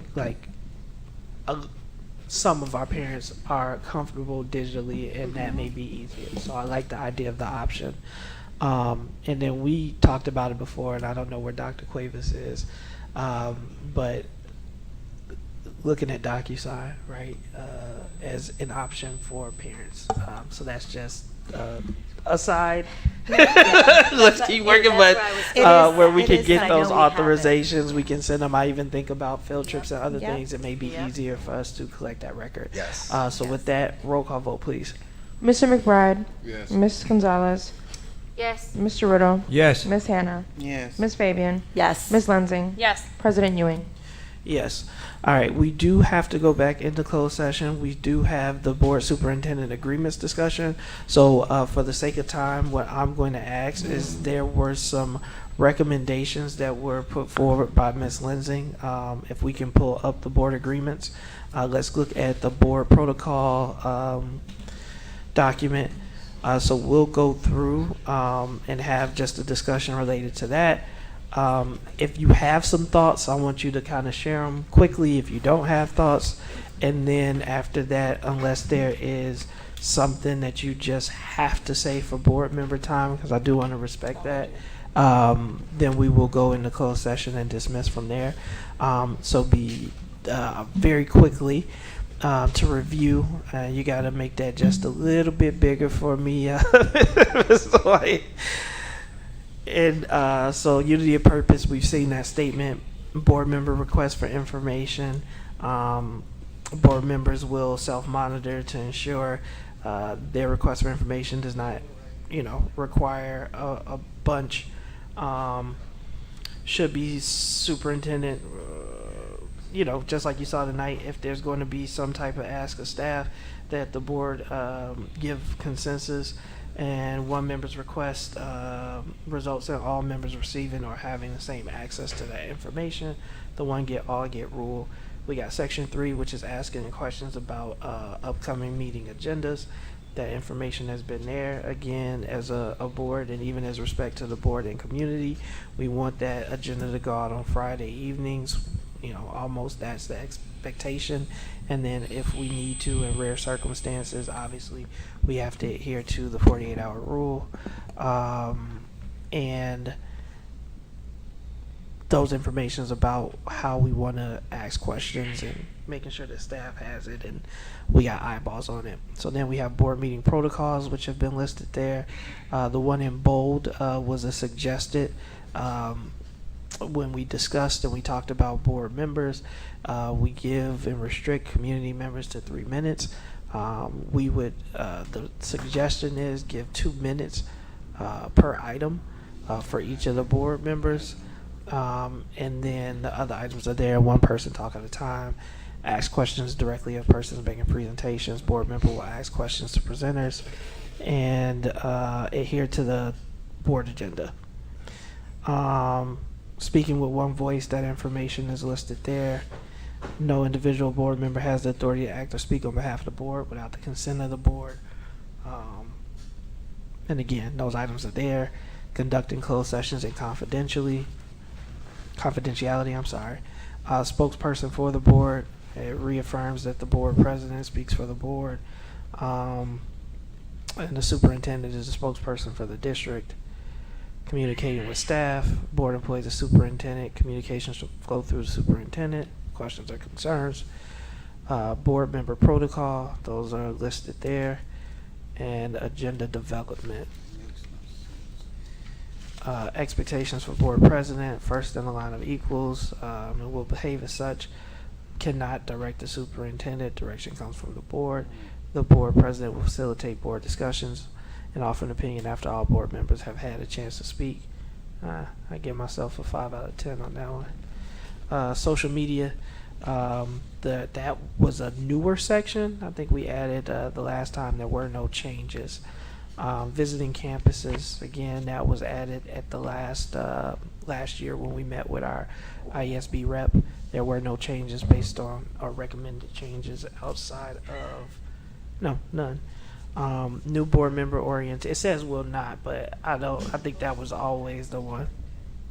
New board member orientation. That information is listed there. And so I'm going to, and then behavioral expectations, which I typically repeat at least one or some of them at the board president's time, just as a reminder. And then we have the IESB code of conduct, which is here in front of all of our stations. So with that, I'm going to pause because I know, Ms. Lensing, you had questions or suggestions. Can we scroll to number 2, please?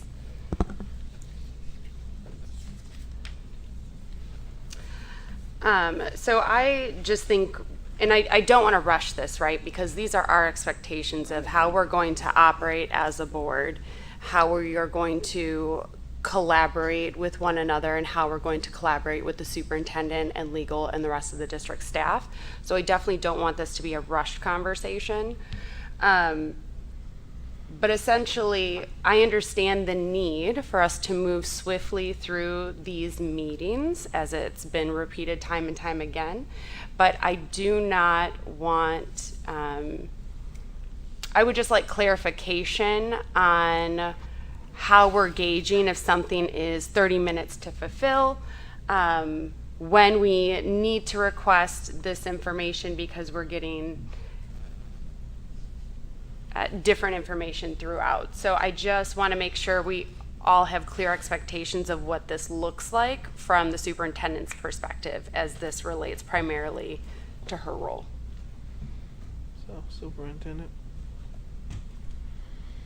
So I know we're going to, so are we talking about A, B, and C, or a specific one? I guess I would like to target more so how you would like us to request and receive information, because there's been some agenda items where questions were posed and I got feedback 2 hours before the meeting, which isn't enough to go through. And we've had agendas that went into double letters, which I understand the context. I don't want to beat a dead horse, but we need to make sure that we are providing board members an appropriate amount of time to review the information.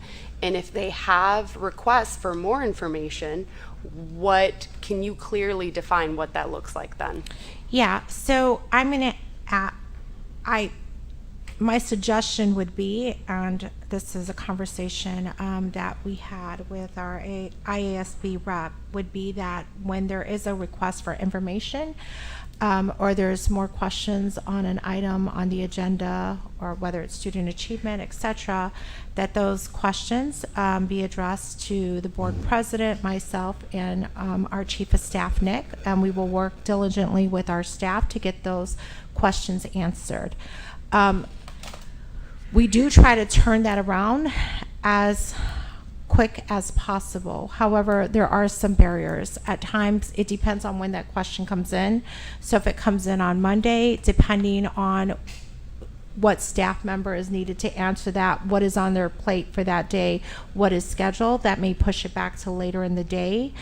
So that can vary. Or if the staff member is, like this summer, people have been taking their vacation time, right? So I've been even running through the obstacle where I'm trying to put a presentation together, and I have 2 or 3 people taking their vacation time now, so that they can be ready for the beginning of the year. So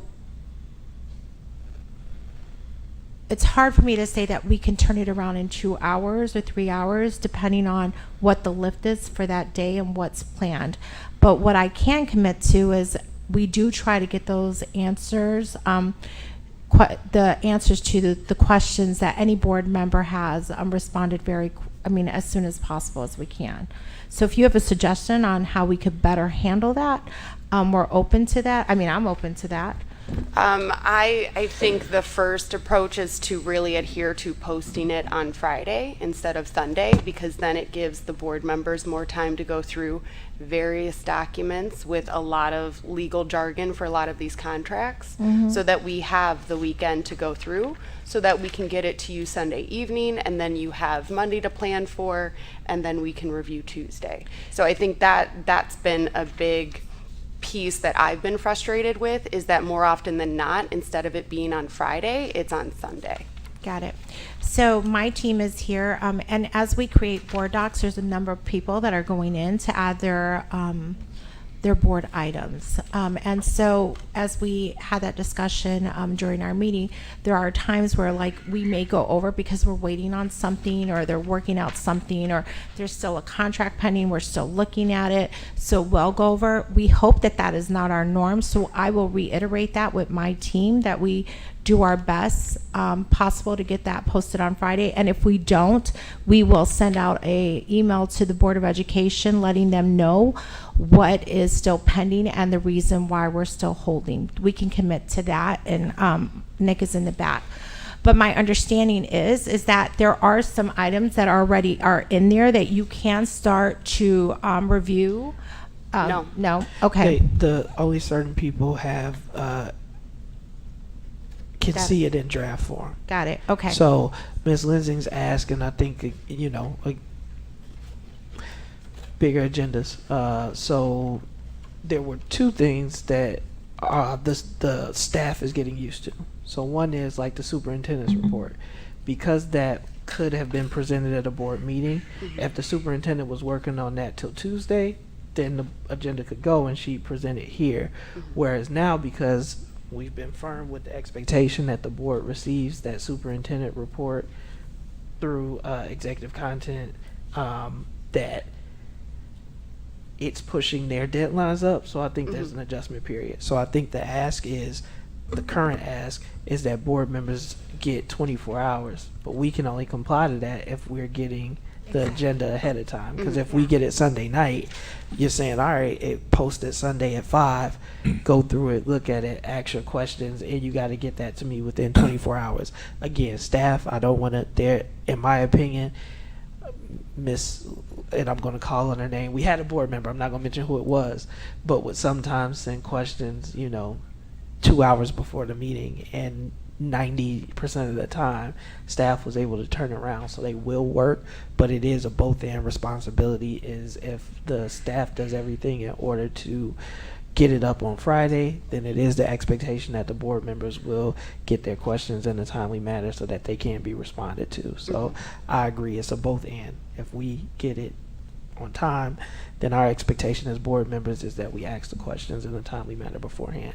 And we can not just make that an ask. I think there are going to be circumstances where there are emergencies or you have to hold. And I think communication, as we've been telling the superintendent and doing more, is letting the board know the reason why, right? It's because we may not be happy about it, but we will, most of us understand, and it should not be the norm. It would be the exception. Right. So I think, I don't want to put words in your mouth, but where you saying too is you've seen it more in practice where the superintendent, and I want to be clear about that, is not trying to dismiss or diminish the request, but sometimes Brandon or Ms. Christine or anybody, Jeff, will have a question. And then is that just something that's relevant to Jeff, or is there board consensus? And so you may see that in real time where a board member is making a request. All right, this is what they asked. And before the superintendent's knee-jerk action is to just say yes or no, is this what a majority of the board are asking me to do?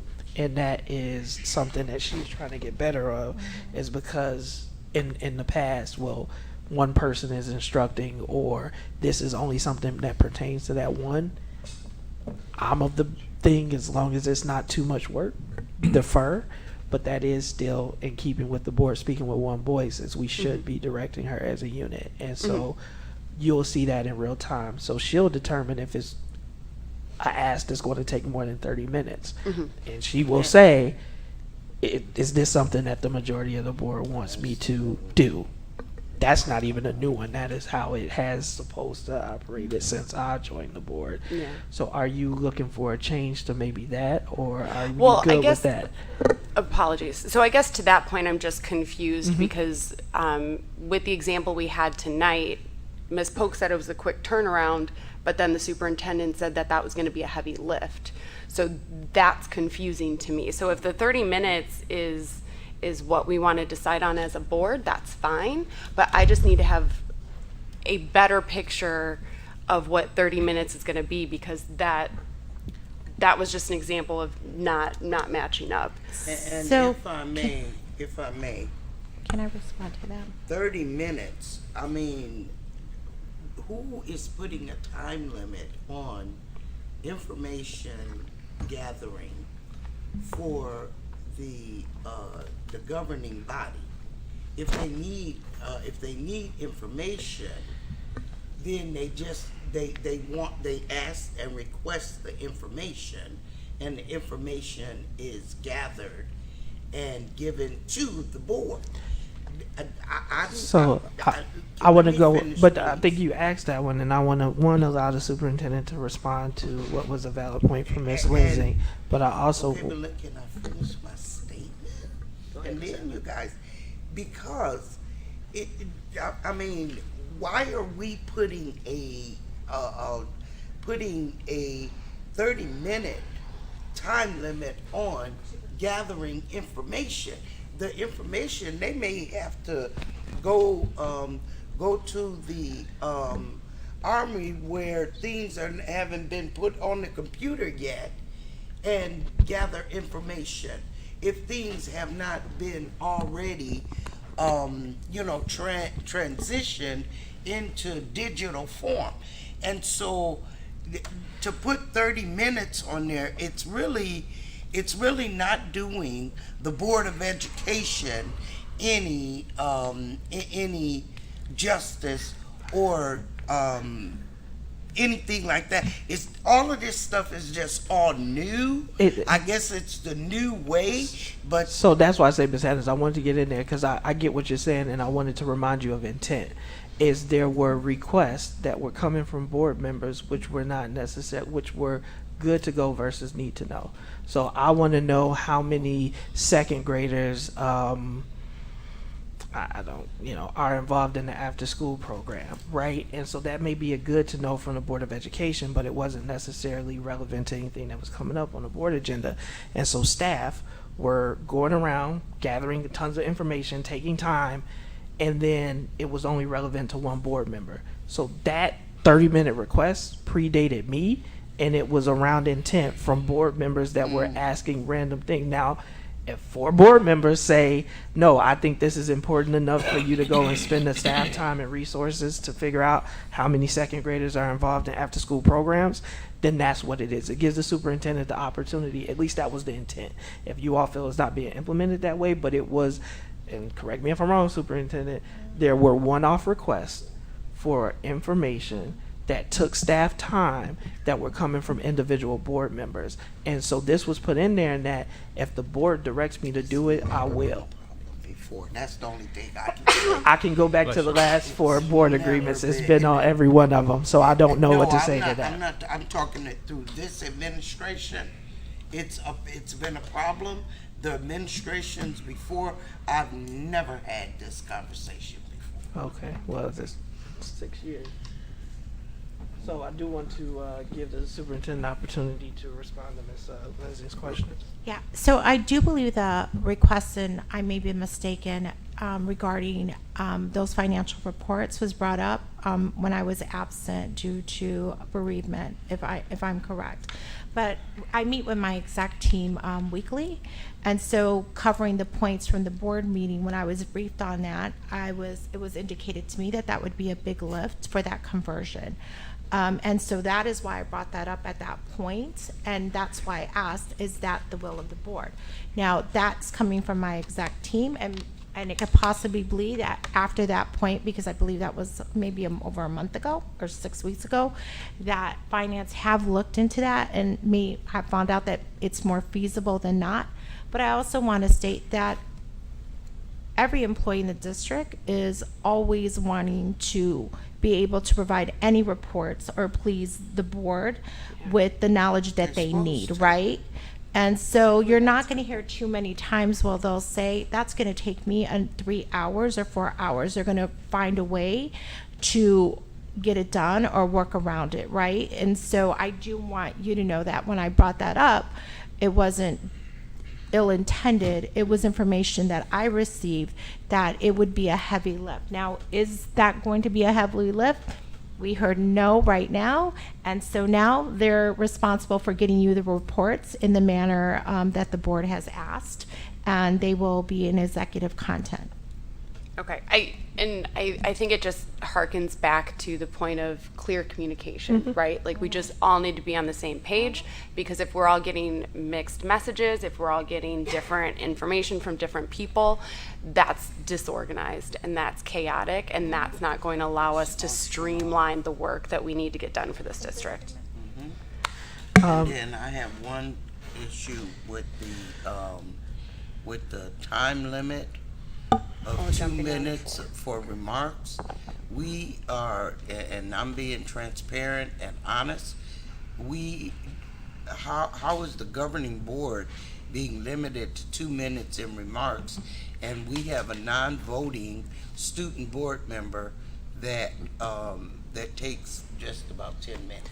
Because you get student board member time. I think even when you talk about the Senate floor, right, of the United States, they have a time limit, and they literally have to fight for seconds to cede their time or give their time back. It is, I'm allowing me to respond. So when you talk about governing authority, who's bigger? I mean, the Senate is the Senate. It governs the entire U.S. And what it requires is that if I'm going to speak on a topic or I feel passionately about it, is that we try and get that through as concisely as possible.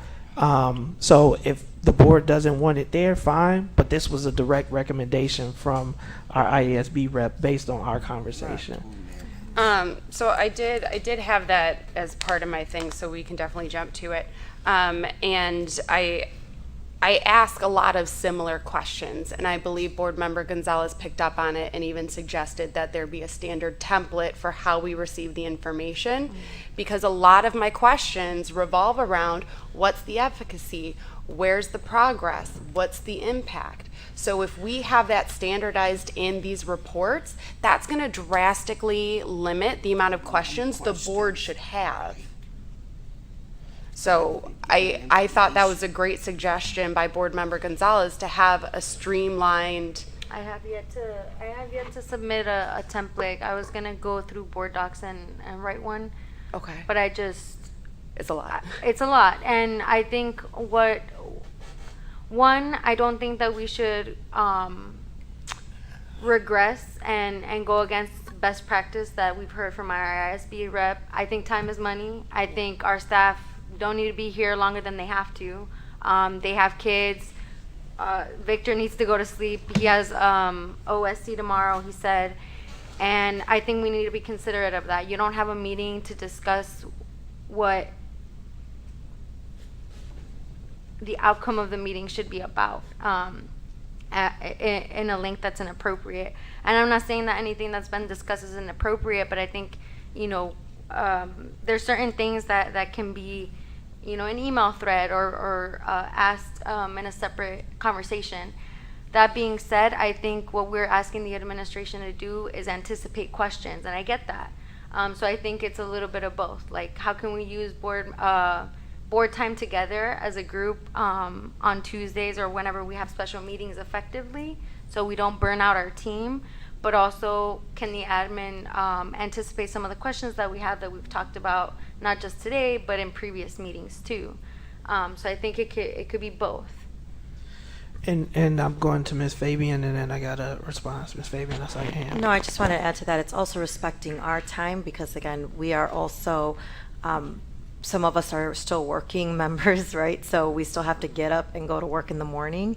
And when we prolong our meetings, it's also a headspace thing, right? You don't want to be here for 5 hours having heavy conversations and draining yourself. So that's another thing, is just being respectful of our time and being respectful of the community's time, because they're also having to sit here and watch this. And if there are questions that could be answered through the presentations that are put in, if we can get those things ahead of time, like Ms. Lansing said, that'll help us a lot. And then it's our due diligence to actually open those up and read through them. So I don't know if somewhere, and maybe you add it somewhere in there where it's also the board member request for information, we should first be seeking to make sure that it's not already there, because sometimes we're asking questions when the answers are there in the board docs. And so that's consuming more time. And that's a fair point. Yeah, so that's a fair point. Is a lot of is if we standardize it, then my expectation, just like we said, there's a both and, is that the board members read it. Is because if we're asking questions that are standardized, right? What's the efficacy?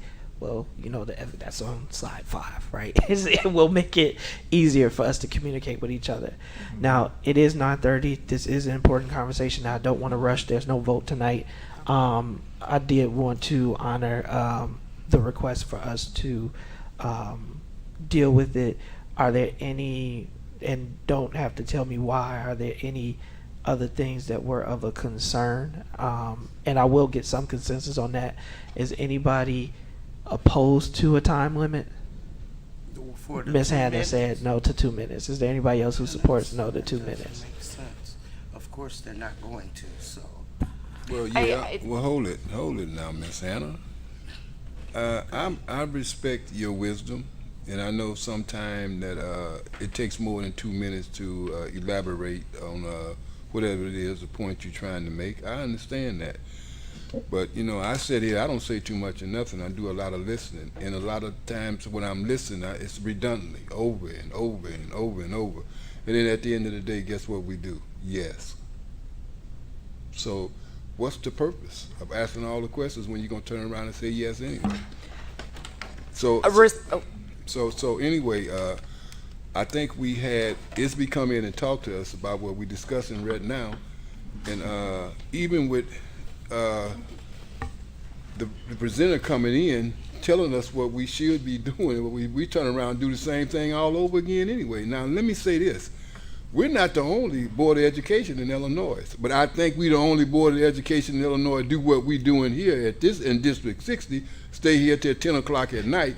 So you need to ask yourself a question, why are we doing that? But it's not.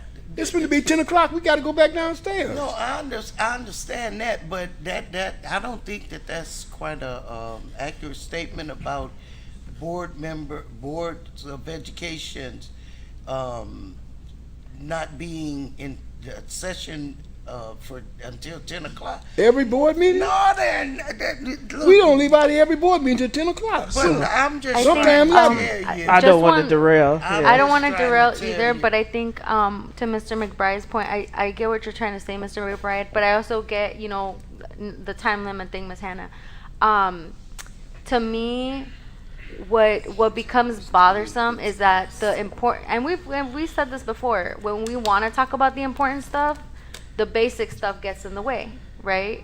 And Mr. McBride has said it before that, you know, we're not talking about what we need to be talking about, and that's because we're trying to get through the basic pieces of information that not derail, but that take longer to explain, and then we don't get to the substantial part of the conversation.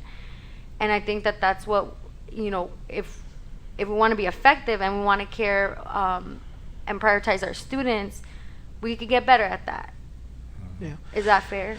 And that's a fair statement. Right. And that was the only point is when we talked to and we have those recommendations of some high functioning boards that we asked to get. And I want to make sure if it wasn't sent out, I think it was, but if we can reissue that because they did send some. And part of that piece, Ms. Hannah, is we have 2 board meetings. Most of the other large districts have 1 a month. We have a committee of the whole meeting.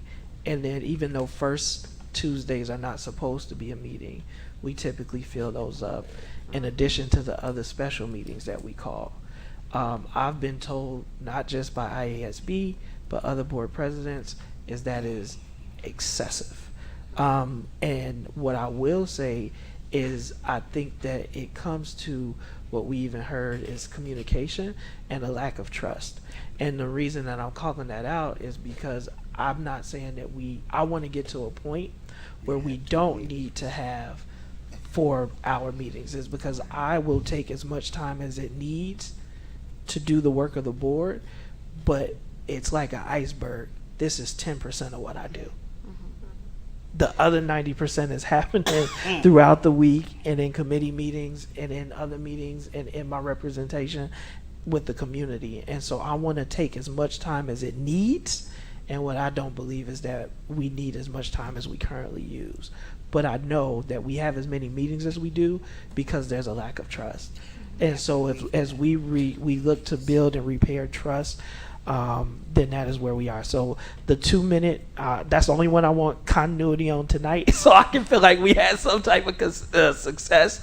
Do we want to leave the 2 minutes, or do we want to? I apologize. Can I have an opportunity to respond to Mr. McBride? Can I then also have an opportunity? Yes. after So you then we.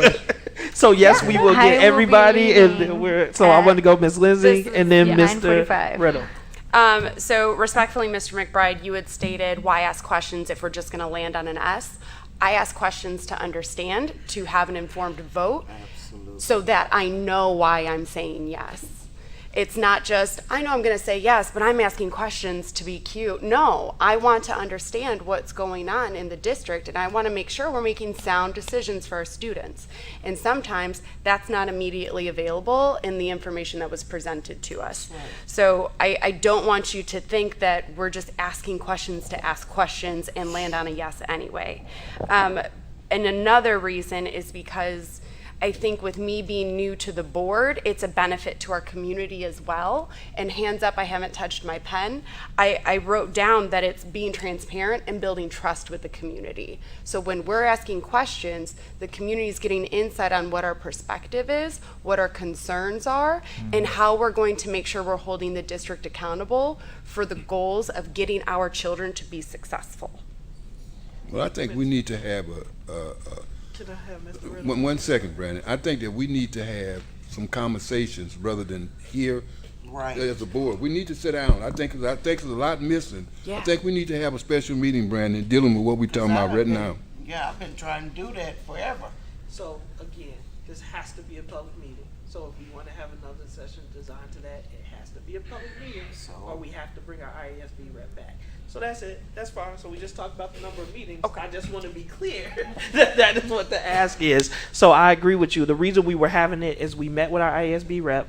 We have the information, and we wanted, because of transparency, to have this. If we believe that this is a conversation that we want to bring our IASB rep back for, we can, and that would be an allowable closed session exception. But if we just call a special meeting, it would still be open to the public unless we have an IASB rep present. So I will circle with the board to see if we have consensus on how we want to proceed. Mr. Riddle, final comments. Final comments. Only comment on this. All right. I think we spent a lot of time with our IASB rep on this, and each year we meet with the IASB rep and spend time on our board protocols and our board superintendent communication expectations. And I think the board has done a good job in designing these and reviewing these each year. And part of what we have here is aspirational, because every member that's been on this board has wanted this board to improve. And I think Ms. Gonzalez brought up a very important point. We're not the only ones that meet here, each board meeting. It's all of our staff who are here too, and the public.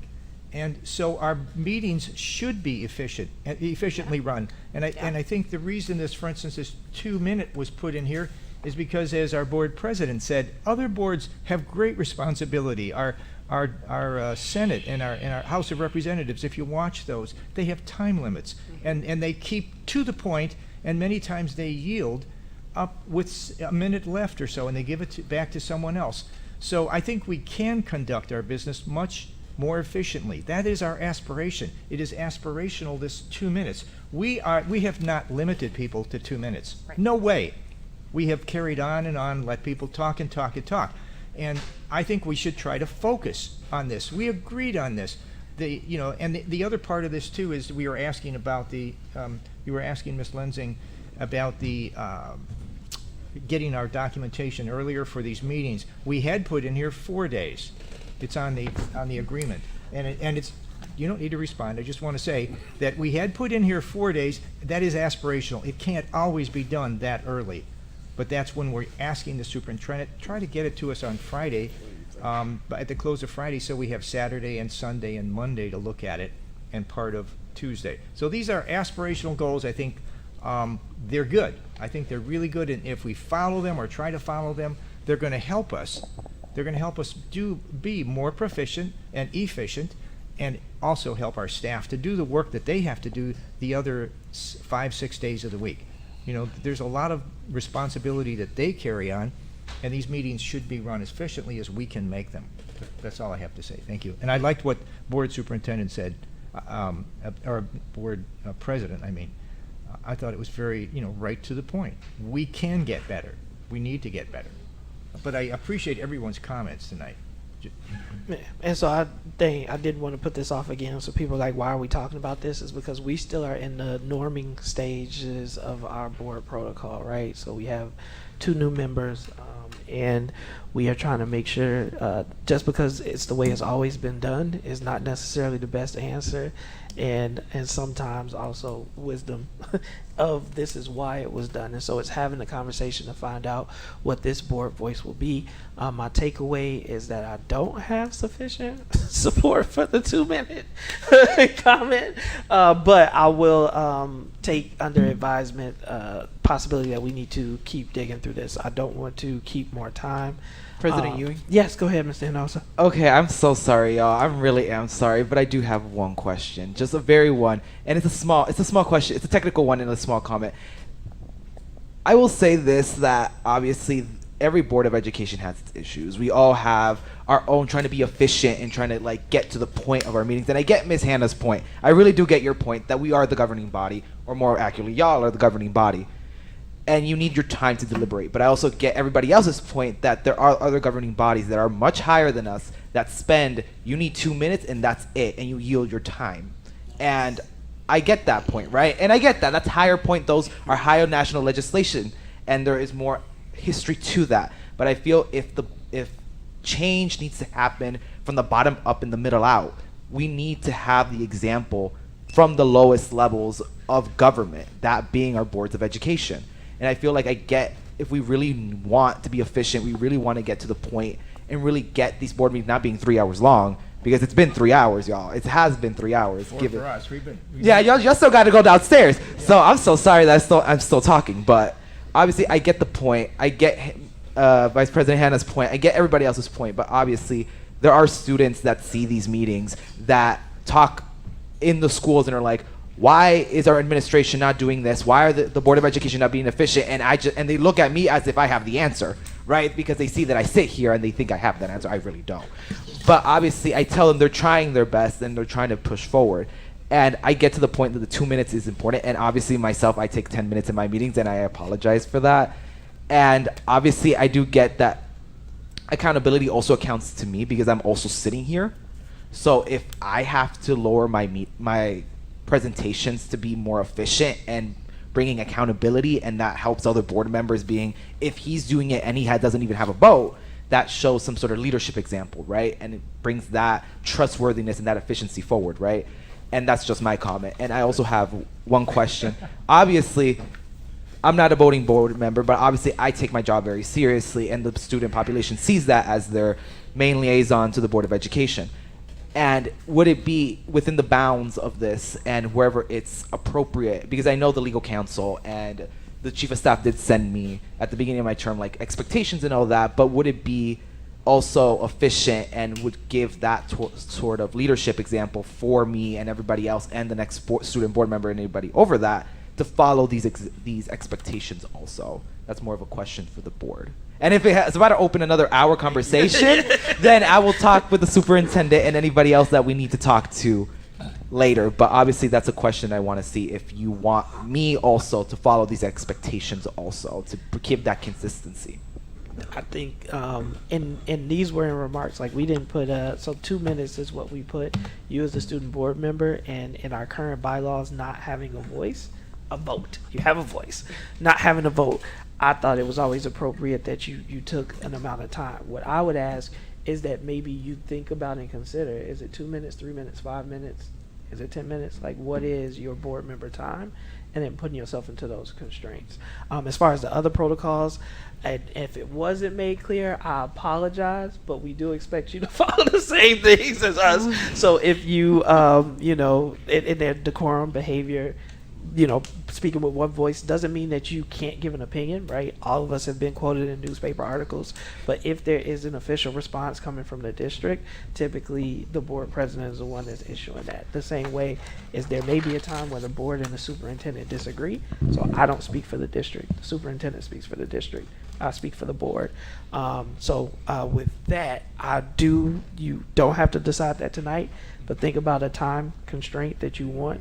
And one of my commitments, and apologies to the community, I don't like saying it, but I hate that we continue to start late. It is my pet peeve. It was my pet peeve under Board President Rodriguez, and so I owe him an apology. But that is something that I really do want to correct. But with that, we are at board member time. I'm going to ask you guys to again be brief, and I'm going to start down at that side with Ms. Fabian. All right, I'm going to try to be as brief as I can, but I really want to highlight that ISB is holding their literacy tour for public comment, so I would be remiss if I didn't invite our community to join that, and that'll be July 31st at virtually. And then I just also wanted to say a reminder to student IDs and photo pickups for 9th and 10th grade is tomorrow for 9th graders, and then Thursday for 10th graders, because that's very important to get all of your stuff done. And then welcome to all of the new members, and also I'm happy to see that we have a lot of alumni coming back as well. Thank you. Ms. Lindsay? I wanted to say salamat po to the 2 Filipino teachers that came to the podium to express themselves. I really do appreciate that. That conversation, unfortunately, the intent did not lead to the intended impact. And so as board members, we do need to make sure that, yes, we are providing a voice for the community when they raise concerns, but there is a level of care that we all need to make sure that we're following. I think where we're at with our current society is there's this quick rush to call people out and label people. And I can understand that. I'm not going to tell people how to react. My intent is to continue to learn and to grow. And if I am ever doing something that does not result in my intended impact, I am sorry. So if there were actions or words that I used that was harmful, I do apologize for that. And I'm more than willing to sit down with anybody. I'm constantly a dripping culture. I've been pulled by many people. And you don't need to hold back with me. I'm perfectly capable to engage in a conversation with those who are frustrated with either my decisions or my behaviors. And so I would just like to see Waukegan leading the charge if we're a city of progress. Instead of calling people out, that we call people in and say, hey, listen, you said this is how it impacted me. Can we have a conversation about it? If you need someone to be there with you because you don't feel safe in that space, that's more than fine as well. But I want us to be a leading example of how we navigate conflict and make sure that we're hearing each other and not pointing fingers at each other, because this is a multicultural community and I love that. That's why I choose to stay here. That's why I traveled overseas, to broaden those perspectives. So I do appreciate the teachers that came up to speak. And if anyone wants to reach out to me directly and have a conversation, I am available. We can definitely schedule something. One other quick thing, the Rising 9 event at the Brookside campus this morning was a lot of fun. I think Principal Ave did a great job making it dynamic, and her team.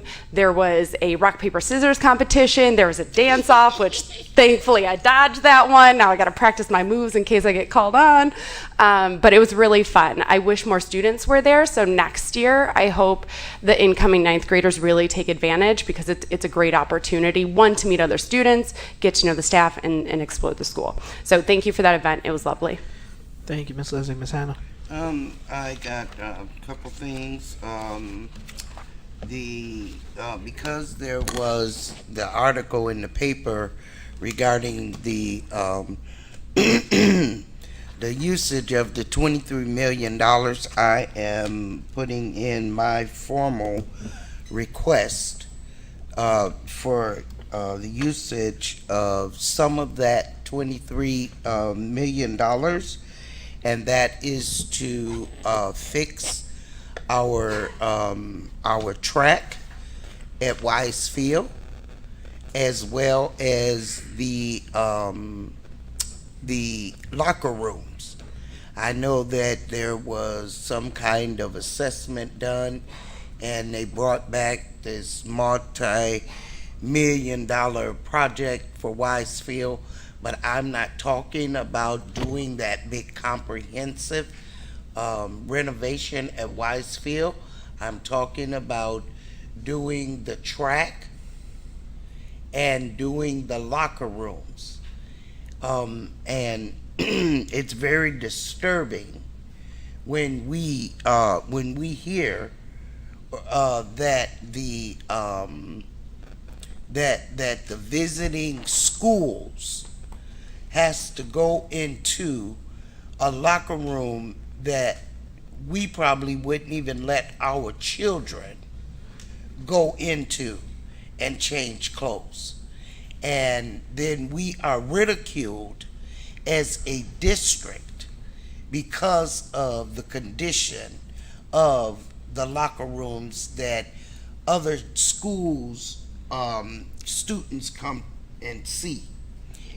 We shouldn't even be there. And but that's one of my requests for the $23 million. And other requests is that we take and set aside monies for a comprehensive professional development program for our teachers to learn about teaching our students how to read through the phonics and through the science of reading initiative.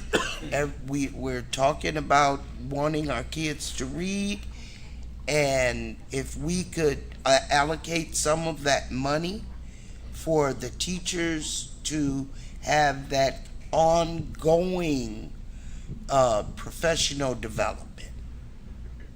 And so I am asking about that. I just want to reiterate the Rising 9 event. I mean, the Principal Avi, she got so much energy. She made me tired just listening at her. She so much energy, and she was really hyped up, and the program was really really good. The only thing that I was I was a little disappointed that that our frontline staff, which are the safety officers, that they were kind of left out of the mix and not introduced, and those are the people that the students see day in, day out, all the time. And those are the ones that should be introduced to our children, and their roles as safety officers should be explained to the students, because they're the ones that are going to be dealing with them. You know, not always the culture and climate people, not always the assistant principals. It's going to be the safety officers that are going to be dealing with the students, and they need to be introduced to. Other than that, Mr. President, I would like it put on the agenda for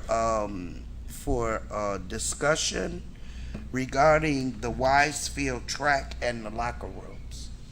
And I already know that they did that assessment, but I'm not talking about that big money. I'm talking about taking some of that money and doing something for our students. Thank you. Mr. McBride. Fast. Mr. Riddle. Just going to say, the summer is quickly flying by. Encourage everyone to enjoy the nice weather. Thank you all for hanging with us tonight. Ms. Gonzalez. I'll see everybody hopefully on Saturday for the back to school summer bash from 11 to 3 at Washington campus. And I hope everyone makes it to August 2nd and 3rd for schedule pickup, 11th and 12th graders. And that's it. Yep. Thank you. Very briefly, I want to say thank you to our faith community. They're doing a worship and prayer night at the Dog Pound on the 13th at 5 p.m. So they wanted to make sure that I extended the invitation to the Board of Education as well as any district employees that would like to attend. This is obviously not a required event, but I do thank you for our faith partners who are 12 diverse churches who have decided that they want to wrap their hands around our schools and our kids. So it is a night of worship and prayer. So any of those who are so inclined, I would love to see you out. It's the Mosaic Initiative. What time? It's at 5 p.m. at the Dog Pound on Sunday the 13th. And again, it is open to everyone. I thank them for that. Appreciate everybody for sticking with us. I had a lot more than I wanted to say, but due to the time, Board of Ed, the items that we were going back into closed session for, we are going to hold. They are not super time sensitive. They were updates, and so we will do that on another day as the hour is late. With that, I would like a motion to adjourn. Motion by Mr. McBride, second by Ms. Gonzalez. All in favor signify by aye. Aye. Any opposed, nay. Meeting is adjourned. Thank you.